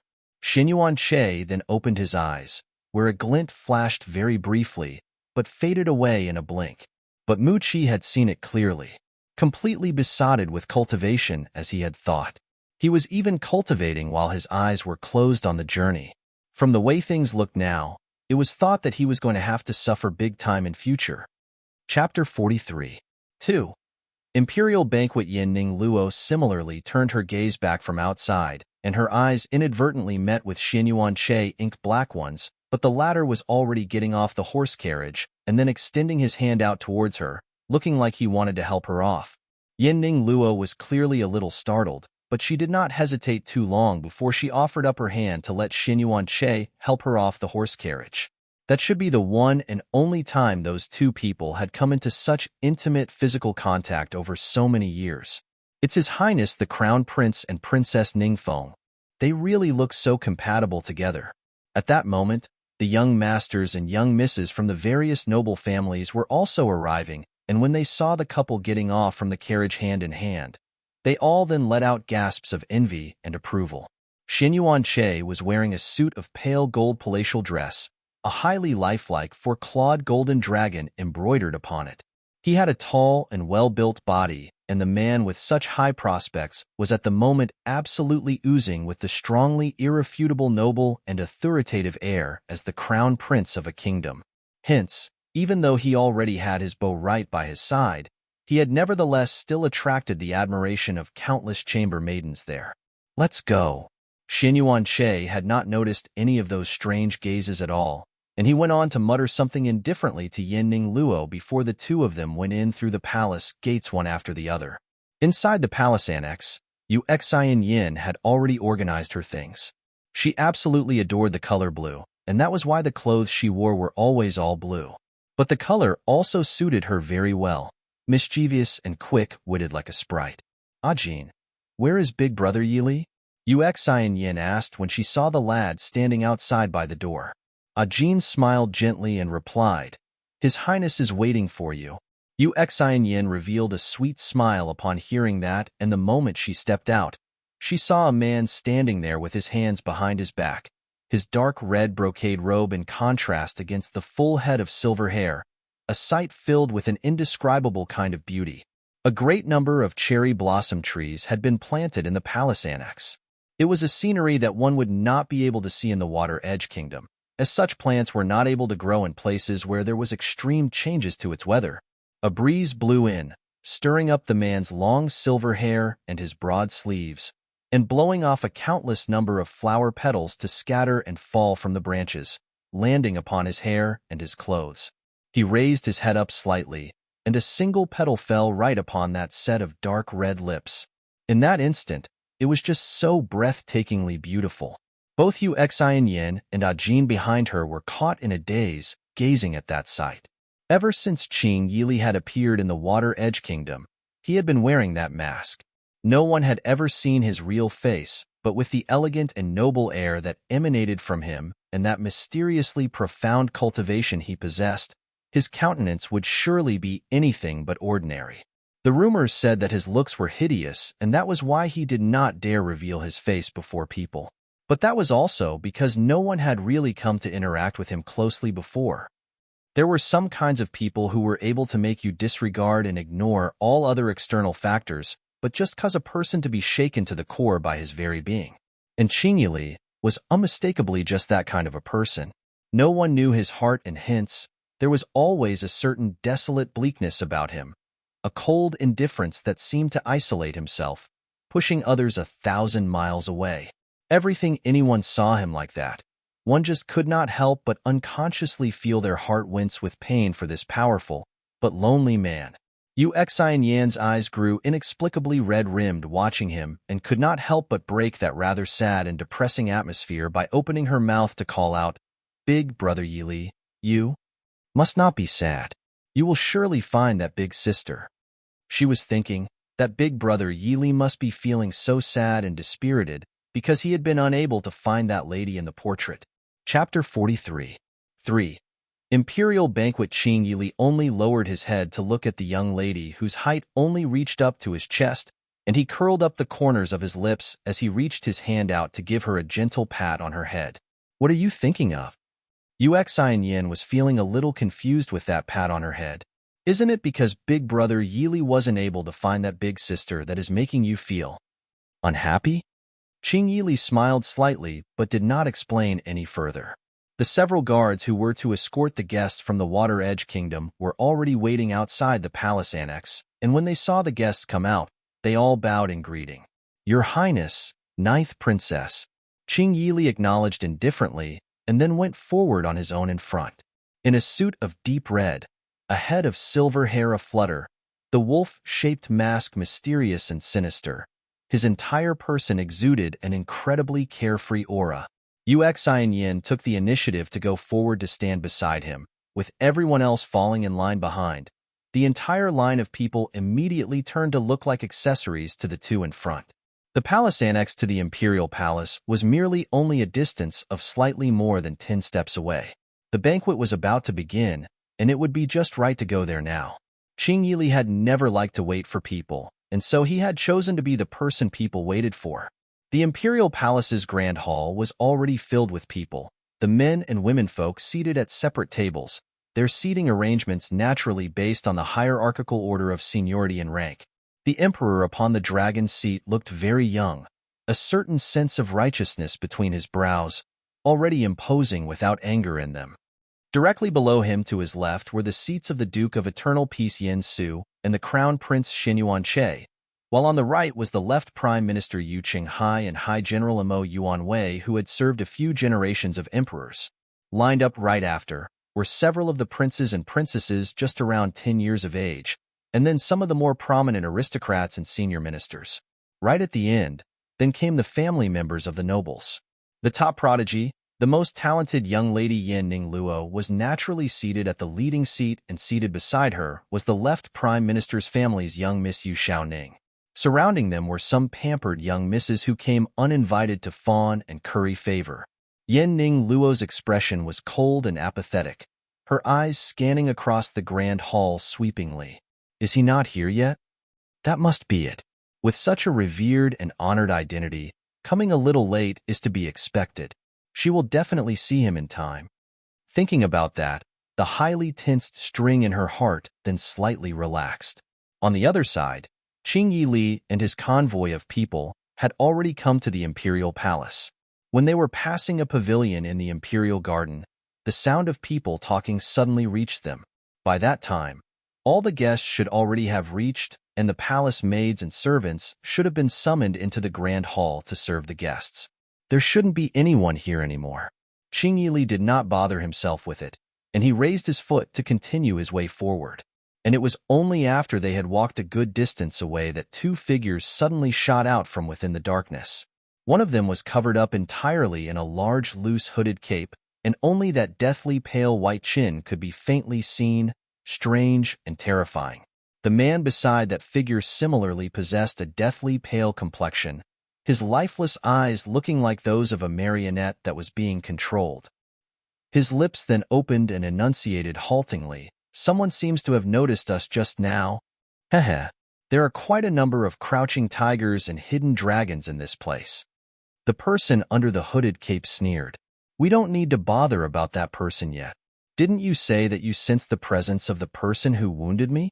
Continue to look for him." Yes. Read latest chapters at Wuxia World.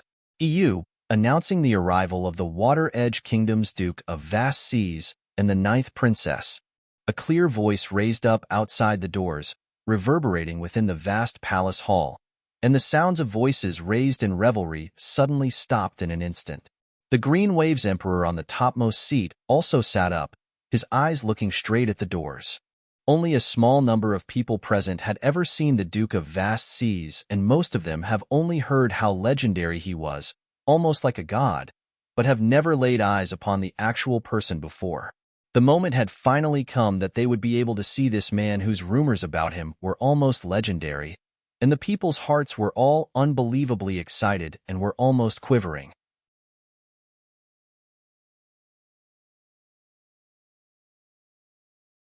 Chapter 44. 1. Love snatched away in a suit of deep red, thick and smooth silver hair, a wolf-shaped mask that covered half his face, deep green eyes and smooth white skin. All of these made him look exceptionally different from others. Even though that was the case, that mysterious and aloof air around him still drew everyone's eyes where they could not help but stare, measuring him up, leading to the pretty and lively Ninth Princess, Yu Xian Yin, beside him to be neglected for the first time. But Yu Xian Yin did not mind. She had long gotten used to it. Whenever she was with Big Brother Yili, she was always the one being overlooked. Sis, look, the Duke of Vast Seas."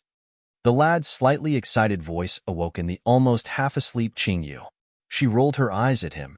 She was so bored she was almost falling asleep, and this kid was not even letting her rest peacefully. He's just too much. Because their identities were lowly in there, they could only sit right at the back of the hall. There was basically not much people where they were, and it was quiet in that area. Hence, even if they were to discourteously fall asleep, no one would even notice, as all the big shots were all the way right in front. After being disturbed by Qing Bei, she not longer felt like sleeping anymore, and she raised her eyes up lazily to take a look. The man who had everyone's eyes on him was just sitting there quietly, his thin lips pressed slightly together, his gaze indifferent. His head of silver hair was luxuriant. The midsummer season seemingly haven't warmed his person up in the slightest, as a chilling, wintry aloofness seemed to emanate from him. Qing gaze suddenly froze in shock, and her eyes that were originally lazily half-opened suddenly flared wide, looking a little stunned. Qing Bei saw the way she was staring, and he could not help but chuckle gleefully. How is it? Isn't he a very special person? The Duke of Vast Seas is very powerful, and I heard that he was actually able to go up into the higher-leveled lands, but because of a promise he made, he remained here. What a righteous man he is who stands by his word. Qing Bei really worshipped the Duke of Vast Seas from the bottom of his heart, and he did not mind that he was a leading general of an opposing kingdom. Wait a minute. Wonder if there will be a chance to at least say a word to him? Qing Yu had not been able to regain her senses for a long while. Had her senses been wrong? Why does this person feel so familiar to her, like she already knew him from her previous life? But there was something different about this man and that person. Regardless whether it was in terms of outlook or that icy demeanor, they were greatly different. The look in Qing Yu's eyes grew complicated.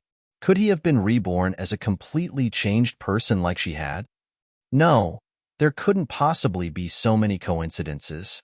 It was enough that she had suffered that alone. Her eyelashes fluttered as she blinked, her gaze lowering down slowly. And it was just after that Qing Yili, who was a far distance away, suddenly turned to look her way. The green eyes dimmed and darkened. Who was the one that was just staring at him? That stare had been so intense that he was not able to ignore it. It was different from all the other gazes filled with curiosity or admiration. That one stare had clearly felt complicated and profound. A pity the other party had already averted his eyes, and hence he was unable to see who it was. The Duke of Vast Seas is just as exceptional as the rumors say. Outstanding flair, a dragon among men. After the Green Wave Kingdom's emperor's surprise passed, he then heaped words of praise upon Qing Yili, and seeing the young lady beside him thereafter, the emperor's eyes brightened. This must be the 9th princess, I assume, rightfully deserving of being the Water Edge Kingdom's greatest beauty. Come take your seats. Palace servants came over to lead the guests to their seats, directly opposite Yin Su's table. Although Yin Su could be said to have met Qing Yili before, but over the past 7 years, the man had changed quite a lot, seemingly even more unfathomable than before. Yin Su then recollected his thoughts and raised his cup up to say, Duke of Vast Seas, it's been a long time. Welcome to the Green Wave Kingdom, and let this Duke offer you a toast. Chapter 44. 2. Love snatched away. Qing Yili then turned his gaze back indifferently, and his large hand with clearly distinct joints picked up the incomparably exquisite purple crystal cup, raising it up to empty the cup down his throat before his magnetic and faintly cold voice that very rarely said much sounded. Thank you. A series of sighs sounded down below. The Duke of Vast Seas was really as arrogant and cold as the rumors said. Seeing that, Yu Xian Yin smiled elegantly and went on to raise her wine cup as well. Thank you for the Duke of Eternal Peace and the Emperor's generous hospitality. As the Duke of Vast Seas does not often attend such functions, I hereby plead for forgiveness if we've shown any discourtesy. Xian Yin shall drink up first as a show of respect, warming up the awkward atmosphere without batting an eyelid. She was the Water Edge Kingdom's most revered princess, and although she was doted upon and greatly indulged in the Water Edge Kingdom, where she was still a rather childish and mischievous little lady in private back home, her great flair as the princess of a kingdom was not just for show. The way she handled herself and her candid personality bringing about a refreshing wave to wash over the people. That there was the true flair of nobility, a grand magnanimous air that came from right in her bones. Because of that, the Green Wave Emperor liked her very much, and Yin Su also showed a sliver of a smile on his face, greatly admiring the 9th princess he had heard so much about. And Yen Ning Luo, who was seated in the first row among the womenfolk, held quite a complicated-looking gaze right at that moment. For no other reason than the fact that Qing Yili had always rejected anyone from getting physically close to him. Even when he suffered heavy injuries back, he had not allowed anyone to touch him, but had forcibly endured the pain as he applied medicine and bandaged himself, while she merely watched him silently.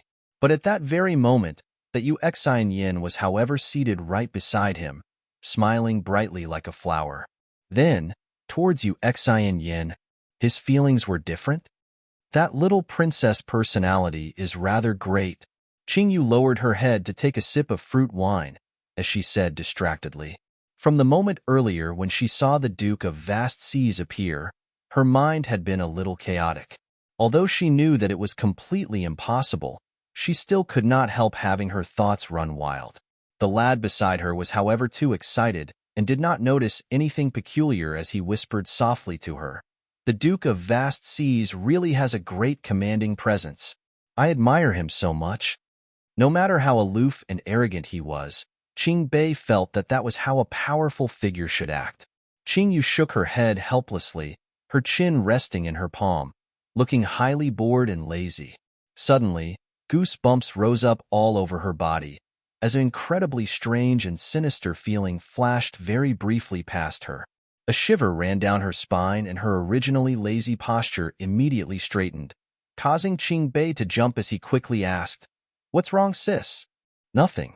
I'm just feeling a little cold all of a sudden." "Oh, a gust of wind must have blown in from someplace." Qingyu did not say anything more but to turn her body to the side slightly, to look outside the palace hall. The moon hung high up in the sky, and as the All Saints' Day was nearing, the moon had rounded up quite a bit, giving out a lustrous brilliance, hazily beautiful.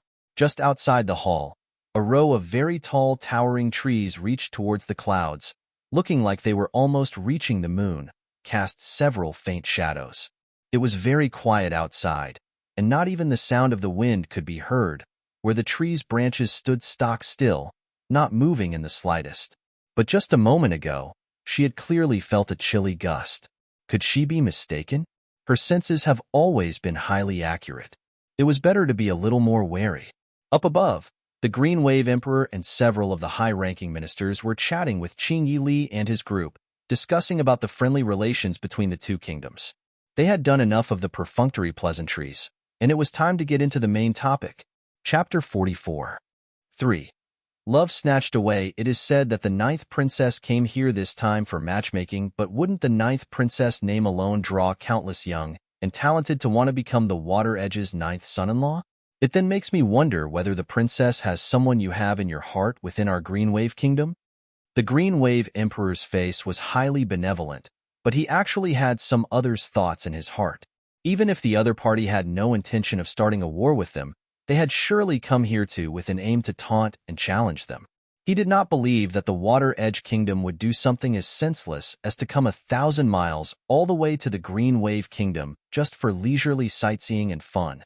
Yuxian Yan's face still retained an unassailable smile. Yuxian Yan has just undergone her coming-of-age ceremony, and I am not exactly that keen to be seeking marriage currently. If someone is to come to win my heart, that person must definitely be someone stronger than I am. She paused a moment after she finished, her gaze turning upon Xinyuan Che, the corners of her mouth lifting up. I hear that this great kingdom's His Highness, the Crown Prince, is the top disciple of the Faint Mist Sect's sect leader, and although he is still so young, he has far surpassed many of his senior's fellow disciples who are older than him. I think he must be a very powerful and talented man. Once those words came out, everyone else were not that calm anymore. What is the Water Edge Kingdom's princess seeking to do here? Her intentions were clear to see, and everyone present knew what she was doing. She couldn't possibly not know that His Highness the Crown Prince and Princess Ningfeng were engaged in marriage, and here she was blatantly fighting for Princess Ningfeng's man. That was just too arrogant, wasn't it? Although she was the princess of another kingdom, she couldn't possibly come in here and flagrantly want to snatch someone else's fiancé so shamelessly. The people in the hall immediately started to try to locate Yin-Ning Luo, and they all found her seated right among the womenfolk. However, Yin-Ning Luo's demeanor was highly calm and indifferent, not showing the slightest trace of rage from being blatantly challenged in front of everyone, looking steady and unaffected, without even a ripple of emotion. The people could not help but silently admire her. She was their topmost prodigious young lady as expected, as such strong willpower was not something any ordinary person could possess. But how could they possibly know that Yin-Ning Luo actually did not have feelings for Xinyuan Che at all, And not to mention someone was taunting her, it would be best if she could snatch Xin Yuanche away, so she would be able to take the chance to annul the engagement. Qingyu began to develop a bit of interest towards this highly candid little princess. Does she really like the crown prince at all? Why was she feeling that this last true intention was not that simple? As the person directly involved, Xin Yuanche was also startled by those words that felt so much like a confession of her feelings for him. He went on to merely nod his head politely at her, and then said in a gentle voice, "I thank the 9th princess for your strong praise, but my royal person is already engaged in marriage."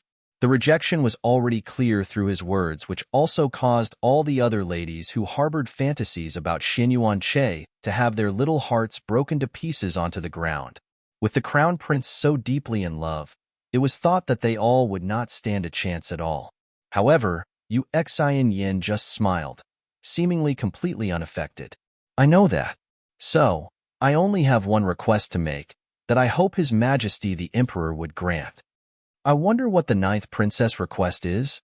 The Green Wave Emperor had showed that he was equally shocked by Yu Xian Yan's feelings for the crown prince, but he was also rather curious what her objective really was. This princess here has never stepped out from the Water Edge Kingdom before for the past 10 over years, and have only focused on my cultivation training. Hence, I would think of myself as slightly above average in my skills. But I have often heard that there is a highly gifted and prodigious young lady in the Green Wave Kingdom, acclaimed to be the most highly skilled among the women of the Green Wave Kingdom, frequently comparing me to this young lady, which has perplexed me quite a bit. Read latest chapters at Wuxia World. Hearing those words come out from her, Yin Ning Luo's gaze deepened, seemingly having already guessed what she was going to say next.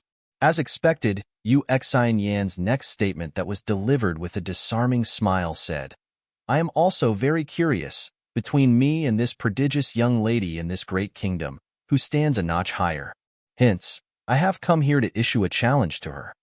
Yu Xian Yin had a small and petite figure, with mischievous and adorable looks. But if you were taken in by her looks, you would have already lost. The last was one who possessed strong battle lust through and through, and many of the Water Edge Kingdom's men were not her match. You're tuning in to the Romance Rendezvous YouTube channel. We're so grateful for your support, and don't forget to subscribe to join us on this incredible journey through captivating stories. Your generosity through donations truly makes a world of difference, as it's the primary source of revenue that allows me to expand and enhance this channel for you. Thank you from the bottom of my heart for being a part of this adventure.